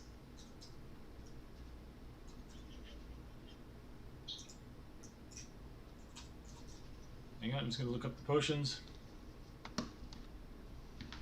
So potion of healing is a common potion, so that one would go for 50 gold pieces for 50 gold pieces for a healing potion. I already have a normal one. Yeah, those are the cheap ones. Those are the ones that do 2d4 plus 4. And he says I have 6 of those. Regular ones? Yeah, 6 regular healing potions. Holy fuck! Okay. What's the I'll next? get one. He says if you want the slightly better ones, those would be the potions of Greater healing? Superior? greater healing. I might get one of those. Those are the uncommon ones. Those do 4d4 plus 4, so they heal twice as much. So you're doubling the amount of healing that you get, but the cost goes up considerably. They are 250 gold. I'll do it. Price I'm gonna get one. And it's like in a nicer bottle, that sort of thing. Superior healing, that's the rare one. You get 8d4 plus 8, so you're doubling your healing again. But that's rare, which means it costs 700 gold, and that's like in a rectangular bottle with like a champagne cork. It's like a very, very fancy bottle. Okay. And then like in a glass box in the back, with like an alarm system on it. He says that's a potion of supreme healing. That shit. one costs 30,000. 3,000? No, 3,000. How much is it? How much is your entire shop worth, and how easy are you to kill? No, I don't say that. I did say that. Says, please don't kill me. Nope. No, this would be like those video games when you go to like a shop, and you can buy all this stuff. But if you ever attack and kill the shopkeeper, there's no magic items, like everything. All Yeah. this stuff, yeah. Okay, what do you have? What cool shit do you have? Come on now. So like I said, any uncommon you can think of, you can probably get with reason. There are some uncommons that I don't like Rooms of Flying. I think are stupid because they're too good. I can already fly with a bugger. Cloak of Displacement is kind of broken as well. But let me just. I'm going to give you. So this is a trader, and he is in a metropolis. He says, I have spell scrolls. Everything requires attunement! He looks at all of you. None of you are wizards. So spell scrolls are cool. You could read them, you know, but they're only one use. Wizards usually buy them all. He says, I have a Shadowfell shard. How much would be a periactive wound closure? That sounds like a good item. It's fine. It's uncommon. Actually, the periactive health is a great one. Oh no, that's the one that makes you immune to disease. Periactive wound closure, does that give you advantage on death saves? No, it restores you when you fall unconscious. It just stabilizes. It stabilizes you. And it's uncommon? He says, yeah, it's the uncommon price, which would be, what did I say, 500 gold pieces? 500? Yeah, 500 gold pieces if you want that. But it's an attunement item, right? I know. But you can wear it. But that's the kind of item you can just wear while you're resting. Like you can just take off another item, put this on, attune to it, get double the dice or whatever. I'm wondering if it's worth. Yeah. Because the Cloak of Protection is just a +1 to my AC. Yeah, your AC's already pretty good, so yeah. I will consider it. What else do you have? Like I said, I have the Shadowfell shard. He says, now let me explain to you what the Shadowfell shard does. Are you making a little thingy? Sure, I can do that if you want. I can just cover it here. And this is just literally copied from the, if you guys want to look at it. So, Aiden, I hope you're not, JS, I hope you're not too bored with the, this, Nope, it's fine. Direction and shopping episode. Okay, shopping episodes need to happen. Yeah. Okay, good. They must. That's good. So what did I say this place was called again? This is called, hang on, it's called Dragoon's Spittoon. Trying to type. I kind of feel like I might want a Cloak of Displacement if you have one. He says, I'm going to charge you the rare price for that, because that item is broken for characters that have high AC. No, it is rare. It is rare. Oh, okay. And then that's 7,000 gold pieces for a Cloak of Displacement. Sure thing. 7,000? Yeah, that's how much I'm selling. That's how much I'm selling rare items for. You must be lying. I never lie. Except when people ask me about the Red Lady. How do you sell very rare and legendary items? I don't have any. Oh. Sorry, no, except for that diving suit. That diving suit is very rare. It's legendary. It was once worshipped by fish gods in another world. Uh-huh. Does Nico even know what I'm talking about? Sorry, say what? The diving suit that was worshipped by fish people in another realm? Yeah, so... in the other Humblewood game, one of the characters was wearing a diving suit, and he struck the final blow against the big monster, and then they had to fight all the minions, and it was just going to be a chore. And he said, "This is me striking down. There is a new god." And then the wizard cast he cast like a minor illusion that made it look like it was a god. And these particular fish people, whenever they believe in something, it becomes true. And so he natural 20 on his roll, and they believed it was a god, and it became a god. And then they left the suit behind, and so this is it now. Yeah, so it says yes, the suit apparently is a living god. I don't know, it's weird. So here's all the stuff that's on the list. I mean, I think I'll take the. There's a lot of potions. Oh my god, there's an immovable rod. Jesus, that's crazy. I'll take the periapt. All right, so I did a whole bunch of stuff in the list. Sorry, are you? Because you don't. I presume you don't have enough money to buy the a cloak of displacement, right? No, not yet. Even with him giving you 3,000 or 4,000 gold pieces for. Well, it was split between the three of us. Oh, okay, yeah. I'm not stingy here, man. Come on, we gotta share. How much more do you need for 7,000? I could. Oh, it's okay. A lot. A lot of potions, huh? Spell scrolls. Yeah, I think I'm gonna generate. Some What does more the stuff. Shadowfell thing do? Oh, immovable rod, yeah. And the Periapt, he has it. Periaptic wound closure? Yeah, that's an easy one. Okay. So as they're doing their shopping, Jackie wants to like sit back and just kind of observe him. And does she and try to remember? Does she remember anything about a Blackbeard from her past, or stories, or? With Jackie? Yeah. Well, you already made your history check and failed terribly. So in order to have that information, you'd have to have some new information. So I should have had advantage on that. Did I?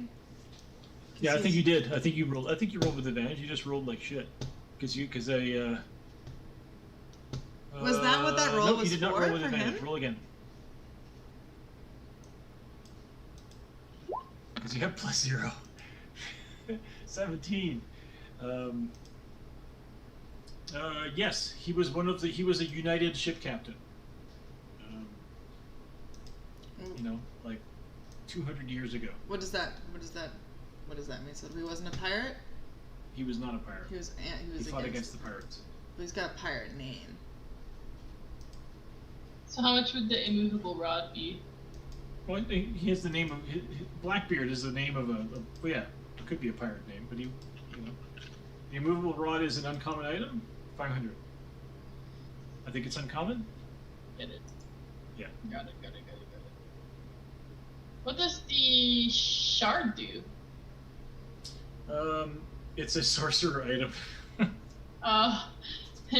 Digby. Yeah, it's a Oh, you can use it to curse people that you cast spells on if you use meta magic. So definitely only works for sorcerers. I think all of those shards are sorcerer items. So That's fine. he's like, yeah, Digby never wants me to sell this, but please, I'll give you a bargain on it. For the shard? Oh yeah. Since that thing, if Digby gets his hands on that, we're all doomed. Yeah, now we want to do bargains. Here, I'll have a couple of, I'll put a few wands in there. I'm good. He says, you look like a discerning buyer. Here, I got this box here. He's got like a box full of wands.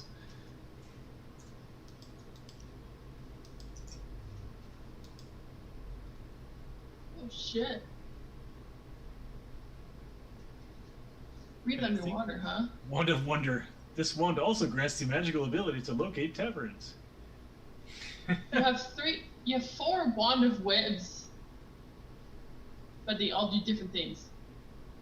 He says, yeah, there is a up the mountain. There's a dungeon that keeps regenerating every morning, and this guy kept going back in, and every time he would kill the boss monster, it would give him another wand of web.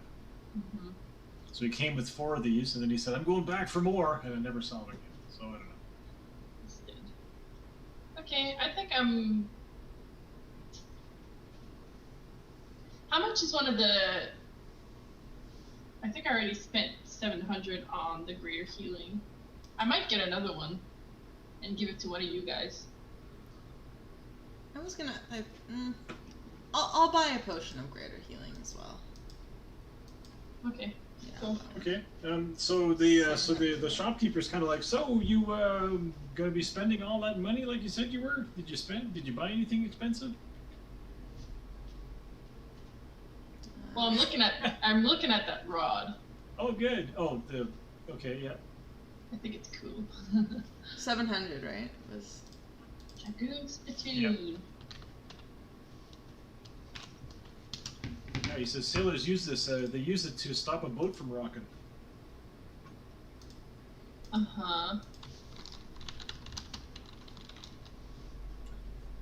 Actually, most sailors don't use these because they will destroy a boat pretty quick. What's the potion called? Potion of... Oh, there it is. Greater healing. Greater healing? Yeah. Yeah, those are 700. He says, yeah, those. Listen, the problem rods- is not my money. The problem is that everything requires attunement, and I'm full up, baby. I might get a fire giant strength. Oh, it's rare. That means $7,000 fucking dollars for a potion. It's 700. The rare potions are 700. Didn't But I the say that? rare- No, hang on. You told me a cloak of displacement was $7,000 because it's rare. Yeah, potions cost considerably less because they're single use Got it. Yeah. What's the Yeah, difference rare potions between are 700, yeah. what's the difference between fire giant and frost giant strength? 2 points, usually. So I'll get one, whichever is higher. Frost Giant Strength is rare, and it gives you 23 strength. The fire giant is rare as well. Yeah, fire.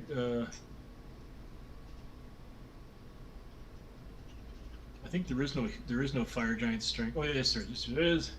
Fire Giant Strength is 25. I'll do the fire. Why? Yeah. Why would they have? Yeah. Yep.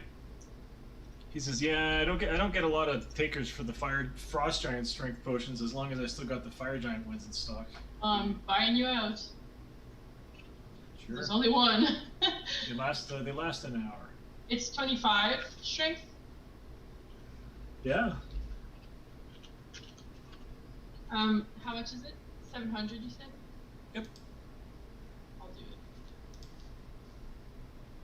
it. Unless somebody else wants it. So he leans over the counter to Jackie and he says, "So you said you knew about the Red Ladies, about the Phoenix on the night of the Cataclysm? Not a lot of people know about that. How do you know?" Well, we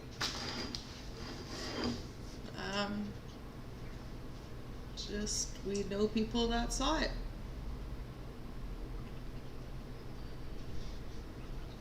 Or something. You know people that saw it? Where did they see it? Well, what can you tell me? Let you know before I tell you all my Let's go at the same time on 3. 1, 2, 3. The ship came over. The ship flew over the city, coming from the west. And it ended up. Yeah, and then was seen up by the glacier right before the port was closed. Yeah. So that's interesting because there was a. Now she was flying pretty high, so not a lot of people could see her. But one guy that I know that operated a flying ship says he saw an explosion up in the clouds on that night, and he said he swore that it was the Phoenix. The Phoenix. Like on fire, heading up the mountain, like you said. Well, we saw ruin of many other ships. I don't think we saw any trace of the Phoenix, though, did we? No, the original NASA ship. No. She flew through the portal. Yeah. Yeah, our understanding is she made it through the portal before the portal's closed. The portal. Oh, you mean the portal that's up the glacier? Mm-hmm. Says, wow, okay. How much would just the +1 armor be? It's high, but it's rare. Oh, it's worth 3,500 if I sell it to you. Sorry, if you sell it to me. No, I want to buy it. You want to buy hide armor? Yeah. It's 7,000 to buy +1 armor. You motherfucker. +1 armor is weird. That's just how it is. It's all good. Why did you want to buy? Who do you want to buy hide armor for? Or like? Some of the crew, if it's cheap. If it was cheaper, we could have split it for like rows, maybe. Which ship are you on? I'm always interested in ships that are run by adventurers. The crew are Oh, always lucky It's a not surprise. It's a surprise? No, seriously, come on, you can tell me. Yeah. It's a surprise. It's a surprise. Yeah, so who's on first? Yeah, so it's the surprise. You guys are the crew of the surprise. Well, we're not the crew. He looks at Jackie. He says, "Are you the captain of this? Are you the captain of this ship?" Perhaps. He says, "Digby, bring down the bottle." You know, and so Digby comes down the stairs. What?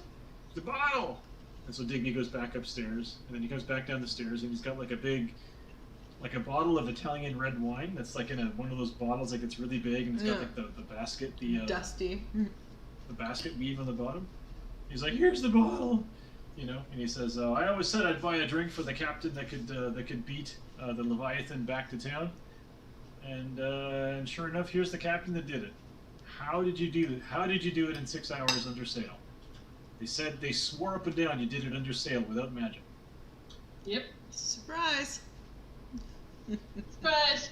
We have a brilliant engineer, I guess you could say. I was gonna say, well, when the crew really is one with the ship, pretty damn cool things can happen. He pulls like a set of a set of wine glasses from under the counter, and he puts them on the thing. I'm getting the rod, by the way. And he uncorks the bottle. Yep. Okay. 700. No. Yeah. No, 700. 500. Come on now. 500. And he pours the wine into one glass, and they all fill up at the same time. Oh, cool! Yeah. And he kind of pushes them to all of you. All You have any right. crystals? Pulls the glass back, and he looks around, and he finds like a glass chandelier, like a crystal chandelier, you know. And he kind of grabs the crystal chandelier and pulls the price tag off, 5 gold pieces, and he puts it in front of you. He says, "Drink a toast to the captain that made the what's the name of the town again? Should I keep forgetting? It's Port Denver. Port Denver. The captain that made the Port Denver run in 6 hours. Yep. Skull!" And he toasts it. And he drinks the wine, throws it back. And we call it the Kessel Run, but it's all good. Yeah, no, you. Yeah, they said that your ship was flying over the waves. I'd like to see how you did that without magic. Without magic. No magic involved. Yeah. Amazing. Science. All right. Anything else? Not for me. We Once we you get stopped open- at the ship before we came here, right?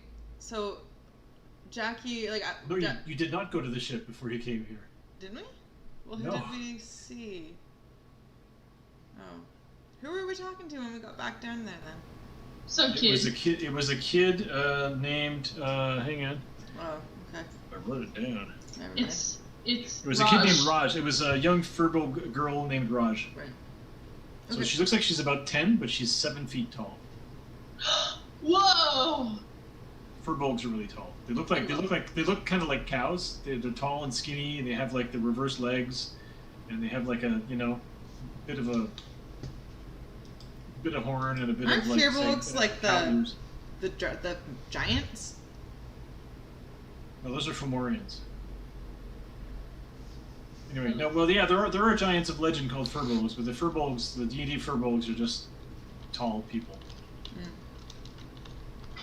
You can just look it up, Furbolg. The most common one that you'll see is Yeah, just Caduceus from Critical Role, who's pink. Fearbolg. Yeah, Furbolg. Yeah. Fearbolg. Yeah, Furbolg. Fearbolg. Yeah, so you look out the front window, the dusty front window, and you see the young Furbolg standing there with a couple of other kids, and they're just kind of waiting with their arms crossed. They're just waiting. Cool. Okay, so I would be curious to know if Cog would have needed anything from the shops to help his work, but we can ask him after. Aw, kitty. It's Waffle. She's not here often. She's kind of skittish.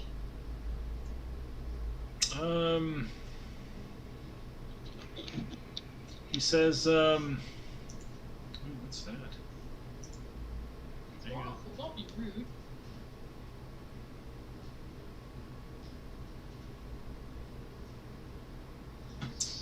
He says,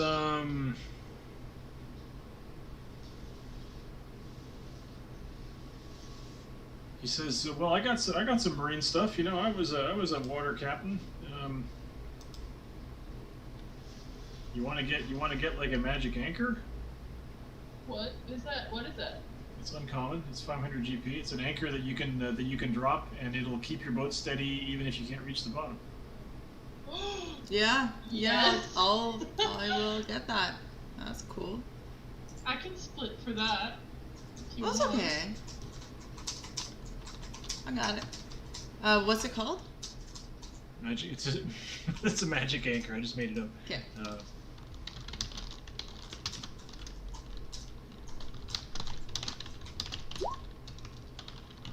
Cool.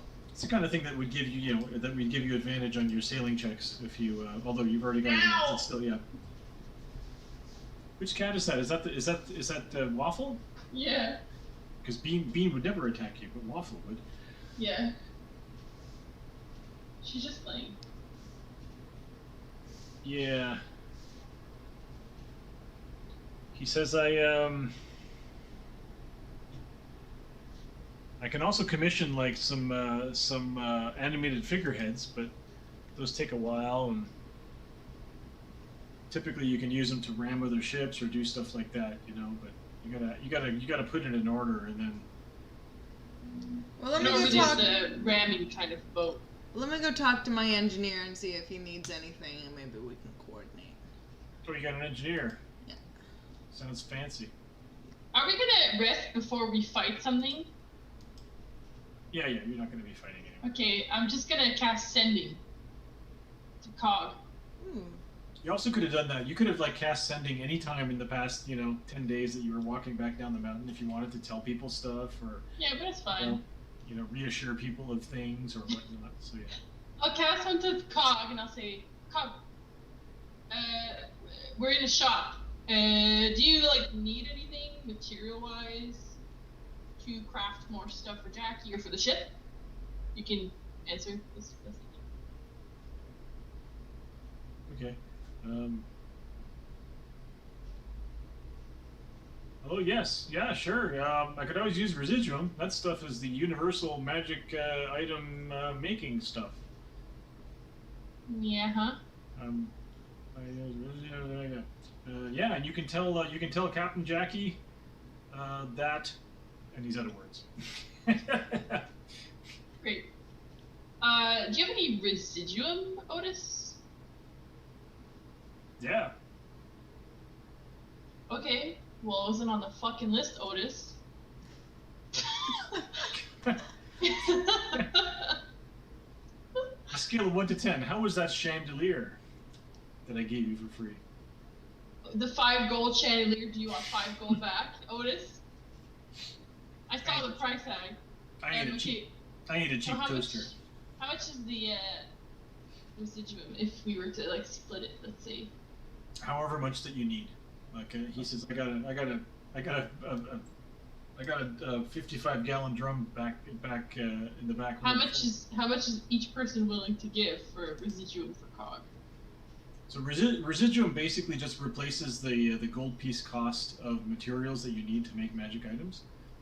Residuum is like the raw magic, so that you don't have to go out and find Eye of Newt, and the beak of or the teeth of a hen and the eggs of a rooster and shit like that. You can just use residuum.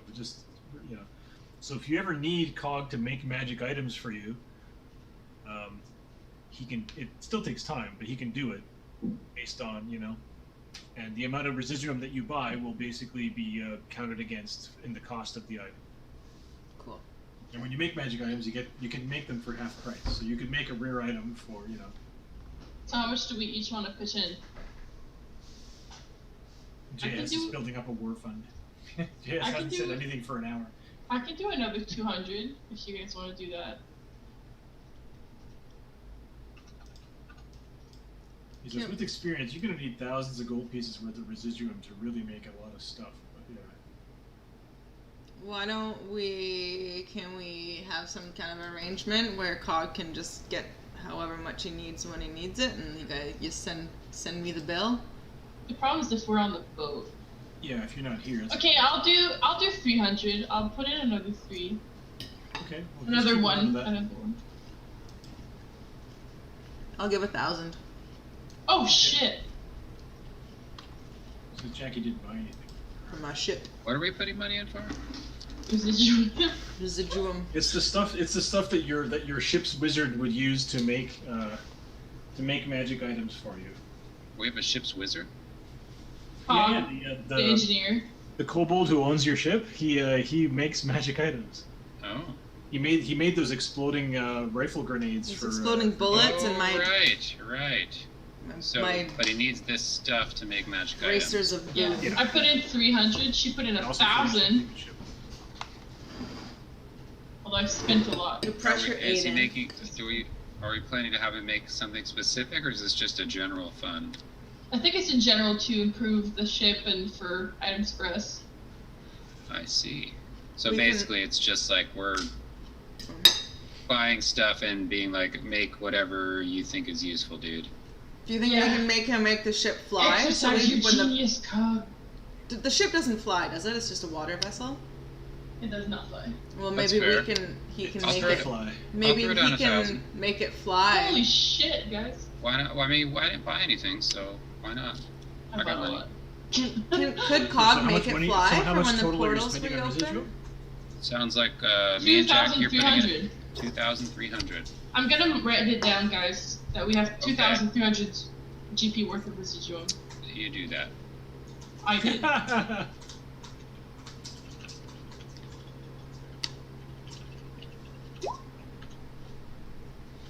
Yeah, so JS, I was noticing that when I was writing, when I was transcribing all the stuff for your character's, backstory with Gomez, the horrible instructor, that when I copied it into my master document, that you had said that your character was was basically a street rat, grew up in a caravan, got kicked out of the caravan, all that stuff. So this would be when he was very young. Apparently, he was the child of rich noble folk living in a flying city in Kempston. So why not? Interesting. That is news to me. Could be Prince and the Pauper, She's whipping her tail. She looks mad, but she's purring. I don't know what she wants. That's cats. They're like rub me, fight me, at the same time. So yeah. Okay, so Back to the ship, I guess. yeah, so you bought a bunch of residuum for Cog, and you go back to the ship. So yeah, when you come out of the store, those 3 kids are like waiting for you, and they kind of wave. I could have sworn it was just one of you earlier. Yeah, she says, yeah, I went and got a couple more. I went to tell them that you weren't coming back. We are. We thought you were coming back right away, and so we had a welcome for you and everything. And, Oh, cute. the crew was all ready to. The crew was kind of getting worried since you didn't contact them ever during the weeks that you were gone. Yep. I don't know what you want from me. I didn't know that was an option. It was. Okay, so Adele doesn't consider these things. yeah, you head back to the ship. So you, I guess the map is already up. I have it hidden behind a bunch of stuff. Ooh, what shit. Yeah, so you head back to the ship, and your crew have had like an extra hour to get ready for your return, for which they're probably pretty grateful. And They're bored. Well, we're going to the Titan Sea next after we take care of the ship that's coming. I think Maxim is the leader. Is the Maxim, yes, and Shaw is the one that's competing with Rose. Yeah, so Maxim is like the sailing master, Shaw is the war master, and Rose is kind of like doesn't give a shit, but Shaw's competing with her. Yeah. So you arrive, and Maxim says kind of addresses Jackie and says, "Welcome back, Captain Jackie. Hopefully you'll find the ship ship shape and well cared for.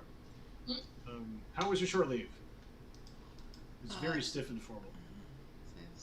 Bro, Rather fruitful. Looks like you guys took good care of my little surprise. Well You done. can make a sailing check to see.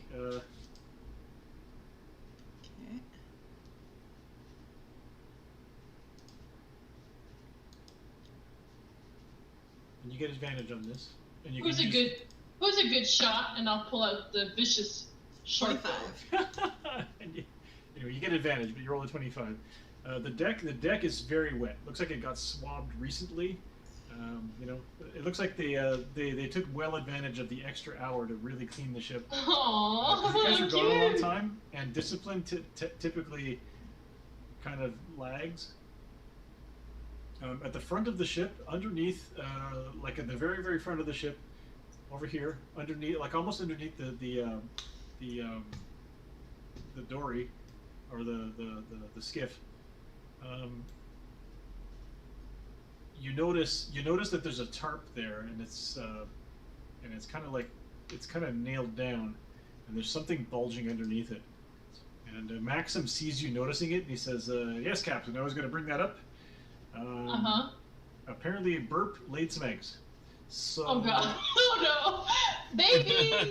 So Oh, we just sold a bunch of eggs. we're not sure. What laid eggs? For Burp, you have a grung with you. A grung is kind of like a small skink. It's like a small amphibious creature with poisonous skin. Remember, Burp always has to be dipped in the water once every 4 hours. Does And, Burp speak English? I can't remember. I feel like Burp doesn't say much. It has to be translated by Shelby, who is the Kenku, who can only speak words that people have spoken to them. Oh my holy mother of God. Yeah, so Shelby will be like, ahoy, matey! In the voice of Rose, actually. And so Shelby's like, Burp. Burp would like to fertilize the eggs as soon as possible, Captain. What does Burp do with his eggs after they're fertilized? I think Shelby says, Shelby doesn't have the words for that. Shelby says, Burp needs to find their mate. Yep. Oh my god. In the colder climates. Yes, Captain. Okay. Add that to the list, I suppose. Yeah, Maxim says, yeah, I didn't know how you would react to that. My instinct is that we're a family and we take care of family, you know, but it's not clear what we're to do. Apparently Burp wants us to head north to try to find a mate, so there's that. Well, how long are the eggs? Okay, until then. It's unknown. Burp doesn't seem too worried. Okay. Like right now, Burp is like at the very, very. We'll say Burp is like at the very end of the spar over here, like in the sun. Well, keep them safe for now. Let's revisit this. We're going into battle later. Come. And Cog comes out and he's like, "Hey, Hey, Cog. you have residuum?" We do. How's your progress? I think he was making He hands something. you he kind of holds out his hand, and he looks at your gun, your gun that doesn't have the smokeless powder upgrade. No way. You give him the gun. Yeah, yeah. Okay, that's your gun. Yeah, Yeah. that's Jill, right? Yeah. You have yeah. He sort of motions for the gun, takes the gun, you know, like just he kind of like puts it under his arm. He puts out his other hand. You have residuum. Yep. Here you go. He trembles at the sight of the residuum. It's like probably like in the flour bag, you know. He just kind of grabs it and he drags it back to the hold. Maxim says, "Yeah, what I wanted is to Cog bring." again? He's a kobold. I wanted to bring it up. Cog seems quite erratic. Mm-hmm. Yep. But Yep. I think he's the owner, right? So Yep. He's it's latitude, just like the event, like just he looks at. He's speaking to Jackie, and he kind of like looks at Aiden, who's hovering an inch off the deck. and Nadal, who's like standing on one side of the boat, and the boat's like visibly tipping a little No. bit in their direction, you know. And he says, but I understand. We're given a master cog latitude, just like your friends. Yeah, I mean, it's his boat. Or just So, like the non-crew positions on this boat. I mean, Latitude how? yeah. What's he been doing? He often comes out naked, which is not a big deal because he's like a little scaly fella, but yeah. And then Perhaps to rectify, we should all be naked. Now he rigged a lightning rod on top of the mast that leads into the hold and then into his area. So ships normally have a lightning rod, but that doesn't lead into the ship. It usually leads like into the water. So I mean, I trust this ship. I guess I'll trust him with this too. Well, to a point. yeah. I guess. And then Was there anything else that we had Cog making Jackie, or was it just silencing the gun? I think he was just it was- working on making it smokeless. I think. No, But, he was gonna do more like with those bombs, Yeah, the bombs. exploding stuff. Yeah. Has there been any like suspicious murders on nights that Lana doesn't have an alibi for? I'm just wondering. Maxim looks at the captain and he looks back at you and says, "That's a very specific question. He's gonna roll to see how close Alana is." So Alana's like over here swabbing the deck. Fucking kill him! Fucking kill him! You know, just, you know, like, yeah, I'm not aware that Alana has murdered anyone since we've been here, but permission to speak freely. We've been in port a long time, So she could have done a number.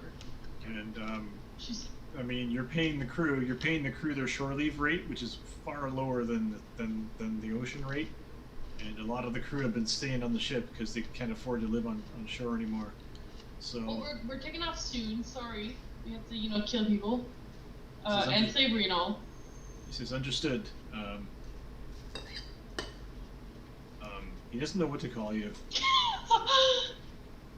Yeah. You were saying? Are you understood, ship's chaplain? Nadal.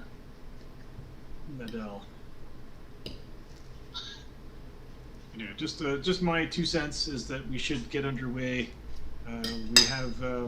We've got the ship is victualled. We've been replacing the water every 48 hours with fresher water. So there's a ship docking tomorrow or tonight that we're gonna probably kill all the people on board. In about 4 hours. In about 4 hours, yeah, we're probably gonna kill all those people. I guess once they're docked, you guys can move into a position behind them to block their exit if they try to leave. Provide some.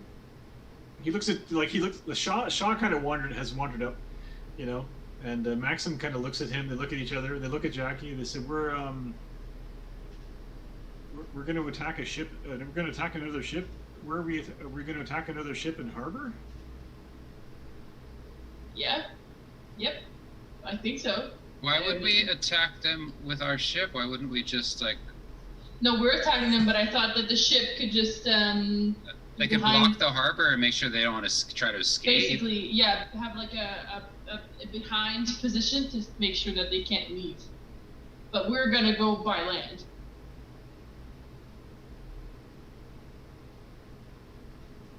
Maxim kind of nods. He says, "Okay." Yep. Is the word given, Captain? I mean, that's the plan, right? To kill those people, guys. If that ship is kind of like any of the other ships that you faced that had slaves on them, they're like 3 times as long as your ship. If you try to block them, they're just going to run you over. Well, assuming they can get up sail and all that stuff. In harbor, it's more difficult for them to move. You guys can move better for sure. Well, that's my point. And who was on the ship? The Sunstar. It's a ship that They have slaves on it. But do we know It's who? been sailing since the portal failed, Right. and it's almost here. It went to Port Denver, but it hightailed out of there. Yeah. 11:16. So Maxim says, Maxim and Shaw exchange glances again and say, "You're talking about the Sun Star?" Yep. Or Yeah, ships. What do you guys know about Nadal? it? Yeah, she's a slaver. Haven't seen her in a while. She's almost here. You got word that she's coming to town? Should be here in a couple hours. Yep, she is. Yeah, she usually comes in through a gate that's like 2 months away, and so maybe they don't even know, or maybe they didn't even know that what's going on here with the slavery and all that. They do now. They've been to Port Denver. I was gonna say they probably would have gone to Port Denver and got captured there by the junta that took over. But you're saying they escaped from Port Denver and they're coming here? Yeah, it seems like it. Well, 4 hours from now is under cover of darkness, so they're probably coming in hoping to find some allies. Do you know where they're coming? I don't think so. I guess we were gonna question around to see where they usually dock. Klaus Wilhelm said they were going to be coming around the Red Guild, which is where Oh, they're coming around the slave ships typically used to come. This Red Guild's not gone now, but they don't know that, I guess. Oh yeah, that's pretty busy water. That. Easier for us to navigate than a big ship, though. Eh? Oh, you guys, I wonder. I have that anchor that will anchor any ship. We could like pin it in place somewhere. Could you use it on another fucking boat? Ooh, that's sneaky. Maybe you could. You just put your removable rod into the hold, and then that's it. Ah, that's amazing. That's a broken item for a ship campaign. So removable We should do rods that. are basically they're a staple of original D&D, and it's a rod that you click, and then when you click it, it stays. It does not move from its position. You can let go of it. So if you have two of them, you can use them as a ladder to climb any distance. You can use them to stop things. You can put them inside a dragon and click it on, and the dragon, they have a limit. They have a limit to how many thousands of pounds that they can stop before they stop functioning. But typically, they'll just smash a hole through a boat because they're a small. They look like a small rod, like the size of a big dildo. So, Like if the anchor to Aiden, she'll just fly it over, hook it on. Yeah. Yeah. So removable rods are very cool. But we have They're this uncommon. anchor. They're uncommon items. It's crazy. We've got that anchor thingy. Yeah. So the So you guys are down here. If you can see it on the map. Yeah, we have to get. And Oh, the it's Red Guild right is just fucking over there. here. Yeah, it's not far. You can use your ship to get closer and then just get off and that sort of thing. So yeah. Okay, cool. I'm ready for this fight. Excitement. Well, it's been almost 3 hours. Are we doing this fight tonight? We can set it up and then we can fight next time. Is that okay? Or JS, are you like, I want to fight? No, that sounds right. Yeah, fight next time. So Which I is rolled not next week, but the week after. The week after, that's correct.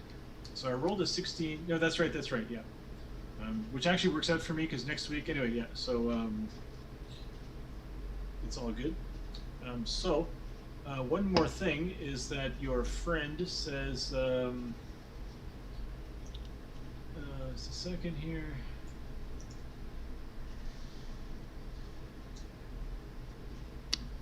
We can hear Nika's electric device operating between her legs.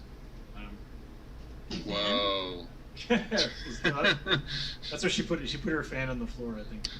I didn't move or change anything. Oh, okay. I can just hear that. Yeah. So Maxim says. So that ship is. It's crewed by pirates of the Astral Sea. If you know what I mean. Storm pirates? No, pirates of those weird alien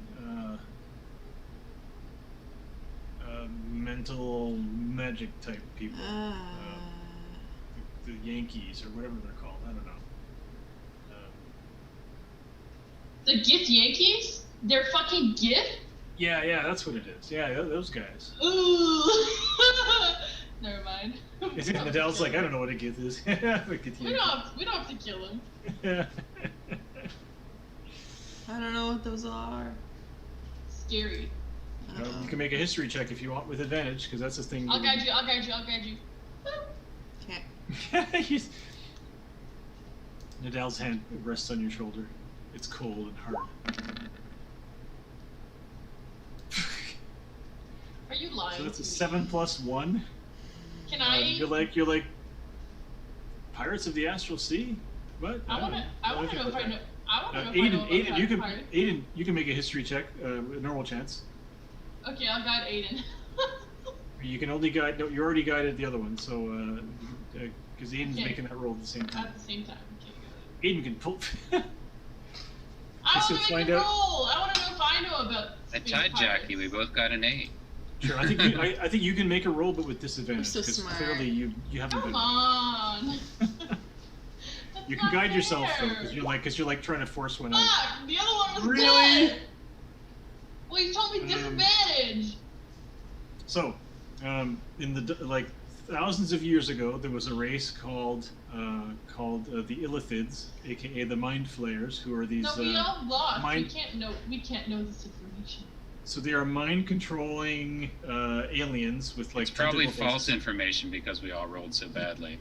And they enslaved a race. They enslaved a race of beings that lived in the astral plane, and over thousands of years of slavery, they evolved into 2 different races. One race called the Githyanki, who are very evil masters of psionic magic and sorcery.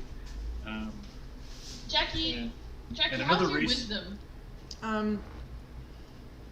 2. And another race called the Githzerai, who are also evil but more orderly, i.e. chaotic evil for one race, lawful evil for the other race.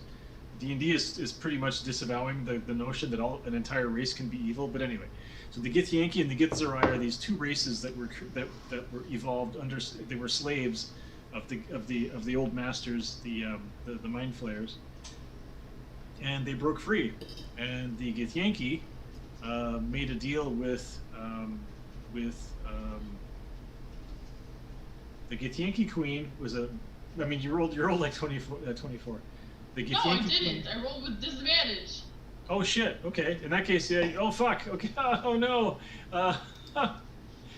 Anyway, so the Githyanki and the Githzerai are a race of powerful psionic beings. But we don't know that. That fly around in the astral sea, raiding and murdering. They're a lot like the raiders that live in Kempson, except they're instead of being elemental, they live in the astral sea. There's gonna be some wisdom saving checks. I can feel it. The astral sea is basically the sort of the ether that connects all of the different realms. Theory has it that you can, if you don't have the ability to go through portals, you can just fly up into the sky and end up in the astral sea, and then just take the long way. Oh shit, my launch. That's kind of like the difference between impulse drive and warp drive, or jump gates and traveling the long way. So we can get around the closed portals theoretically. But astral flying ships are extremely rare. Anyway, so the crew of this ship, or the guy said, are basically some of these weird astral pirate types. So they are pirates? The ones that are running slaves into the city, yeah. Cool. So I feel like I would probably know that because they are my favorite enemy. Apparently you don't. You just you're realizing that you have a lot of holes in your memory. It's very strange. Trauma does that to you, Brian. Yeah. And in fact, you just realize right now, you're like, why don't I know this? I mean, I've been serving on ships all my life. I'm 32 years old, or however old you are, and 24. 24. So make a wisdom saving throw. With advantage? No, just a wisdom saving throw. Why? Just a normal chance. Well, just to remember something. Because I That's get right, yeah. advantage on that kind of thing because they're my favorite enemy. Oh, no. In this case, it's just to yeah. No, you're like. It's weird. You can't even remember how long you've been in Hub. You've been here for a long time fighting pirates, but you're not sure. Anyway, that's probably nothing. Yeah. So, oh, guys, team, crew. There's something going on with my brain.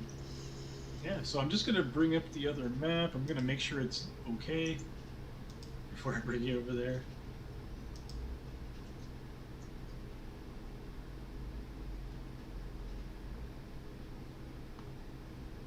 Yeah, there we go. That's going to look pretty good. Okay, so I'm going to just bring up the map, and then you guys can tell me where if you want to try to approach from the water or from the docks or whatnot.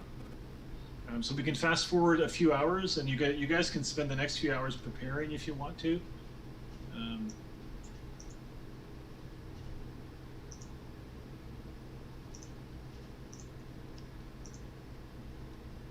So do you see the map?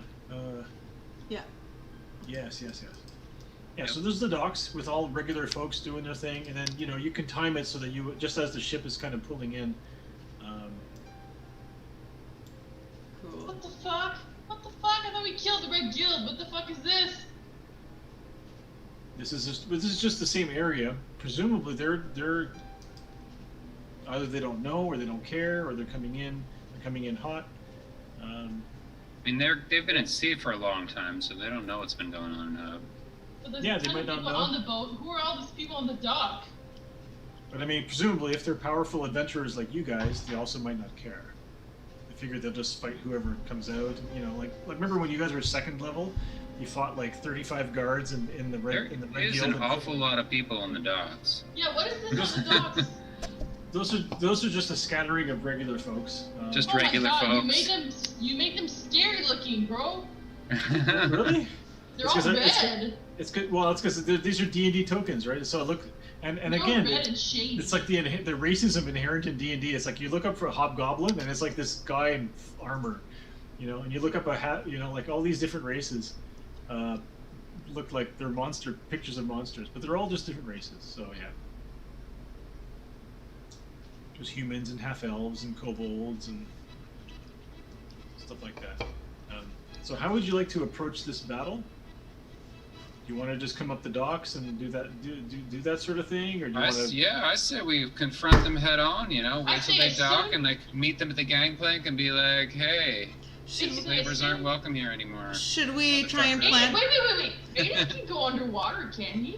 Yeah, he can absolutely. I say that we wait till Who? they're docked, Aiden. We wait till they're docked. Aiden takes the anchor underwater, pops up, puts the anchor on. Boop, they're stuck there, Yeah. and we just swarm it. Yeah, definitely anchor them in place before we attack, but in a way that they don't Absolutely. realize. So And we that- have the anchor. You want them to not be close to the dock, or you want them to be close to the dock? We want them docked so that we can when get they off. dock, yeah. Okay. Perfect. I mean, I can fly. But... Okay. Yeah, so at your weight, if you ever go into the water, I mean, you can't drown as long as you're conscious, I think, or is that no? That's Aiden. Aiden, as long as you're conscious, you're like an aquarium bubbler. You can always just make bubbles and breathe. He I didn't think, decide for me, but I don't think I breathe. I think I would just be at the bottom. for yeah, a so you long just be time. like sitting on the bottom going, yeah. And then Jackie, I think, has magical armor that allows her to swim. So yeah, you guys are all set. I can't breathe underwater, but I can swim. And I have Bandit. I presume it's been long enough now that Bandit's alive again. Yes, Can I yes. have, chosen different spells? Yeah, sure. I feel like you can use a short rest to change up your spells if you want to do it in this case. Right. So, I'm wondering if me and Jackie want to have water walk on. Huh? the music is just coming through hard. No, it's okay. I won't do it. I won't do it.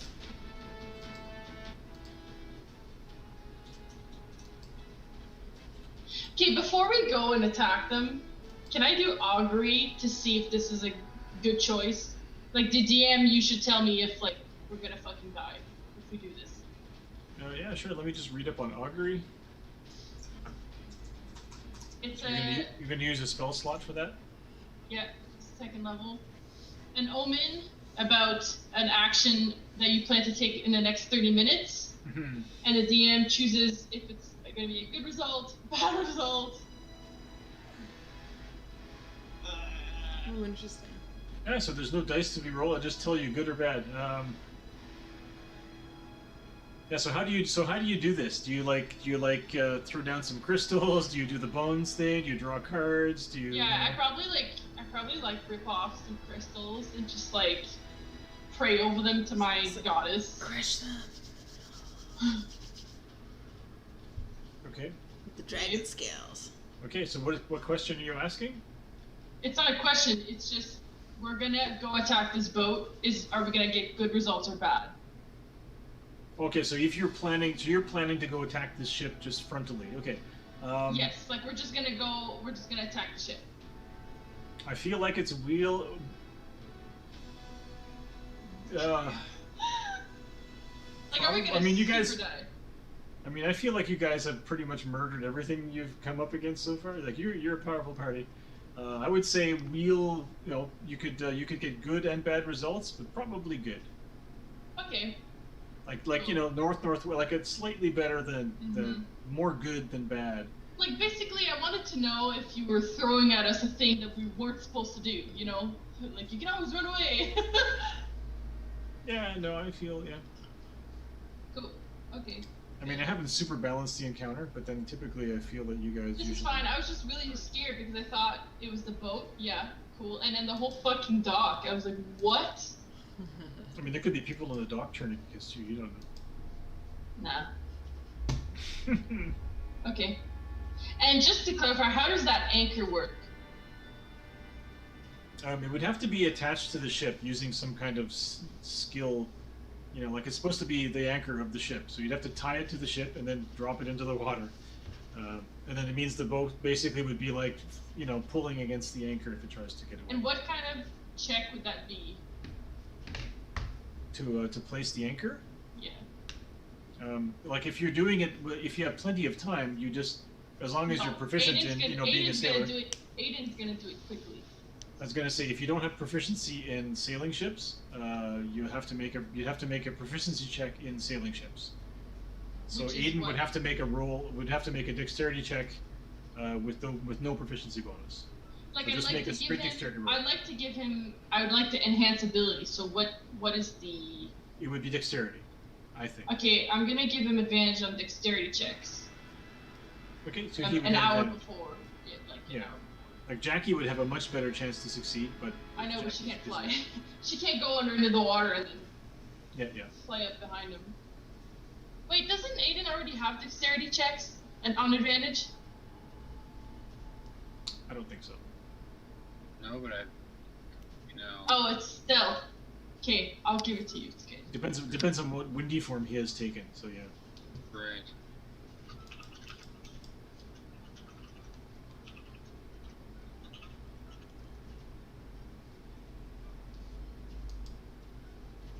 Okay, cool. I guess we're stopping here. Yeah, so hope that's okay. So I hope this session wasn't too boring for anyone. Like I had fun, kind of, role It has to playing. happen. I love Digby. I want more Digby. Cool. Oh wait, so we're playing tomorrow, but then next week we're not playing Hub, but we are doing Yeah, I have something. Hub on Wednesday. As luck would have it, I have a photo shoot on next Thursday, so I want to move the Thursday game to Wednesday. So it works out since JS is abandoning us for real people, whatever. Yeah. Make Well, sure you buy some lube. Today was a calm Twitch date. That's good. You can always rewatch the stream at a later date. Well, because we had like if 40 some. If Nico remembers to do it as a VOD. Because we had some 40 some views of the last week's episode, so that was something. So. Really? How do you know that? Well, when you look at it, it says how many views there are. I don't see that. You guys 2 remind views. like 30 views, 39 views. Wow. Yeah, 39 views. Yeah. So that's pretty cool. So Does it count on how many times you watch it? Because that's probably no, it's just just you. they're single. I only watched it once. I find sometimes that I think recently, Nico, you forgot to highlight like one of the Humblewood ones possibly. So but I found it on YouTube, so I was able to watch it there. Yeah, if I forget them, well, remind me to do it first of all every week. But then I do have them recorded, so I can upload them after the fact. Should I remind you at the beginning, Nico? Yeah, remind me in the beginning so then I can do it for the past week's one. I can totally do that. So right now I'm doing episode 21. I'll do Okay. the Humblewood one too right now. I think then if you don't, if you highlight it, the views go back to 0 for the highlighted episode. So that sucks. That you're losing all the views from your original one when it disappears 2 weeks later. But anyway, at least we know. Like, I just want to know that at least somebody's watching. Somebody's watching, yeah. Yeah, somebody's watching. How would they reach out if they want to comment or say something? How would they reach out to us? Can you DM Nico? Well, it's the Yeah, they opposite can- of they can opposite message of on YouTube, Twitch. right? Like on Twitch, if you don't watch it live, you can't comment. Whereas Mm-hmm. YouTube, you can comment. 10 years down the road, somebody can write a comment saying you suck or whatever. So that's how it is. So Jess, so what are you doing in your in-person game? What character do you play? I didn't realize that you actually played D&D outside of the streaming games that we've both played in at the same Well, time. I haven't been for the entire pandemic, but yeah, I did have an in-person game going before that, and then it stopped, and it's just starting back up again. But it's actually a different game. I mean, it's the same people, but we're starting a different game. But we're starting a 9th level game, actually. Oh, cool. I'm gonna turn this I am playing stream a off if we're drunken done. monk. Oh, yeah. Cool. I might be starting a cyberpunk campaign, Cyberpunk Red. Nice. I think I'm gonna be a cyber cleric, otherwise known as a medtech. With who? Like who are you playing that with? Like in person with? I'm gonna turn the No, Twitch stream Donnie off, doesn't want guys. to play. I think I'm Anyway. gonna. I think. All right. 2 weeks Thank you from now. for following our stream. Every and, 2 weeks.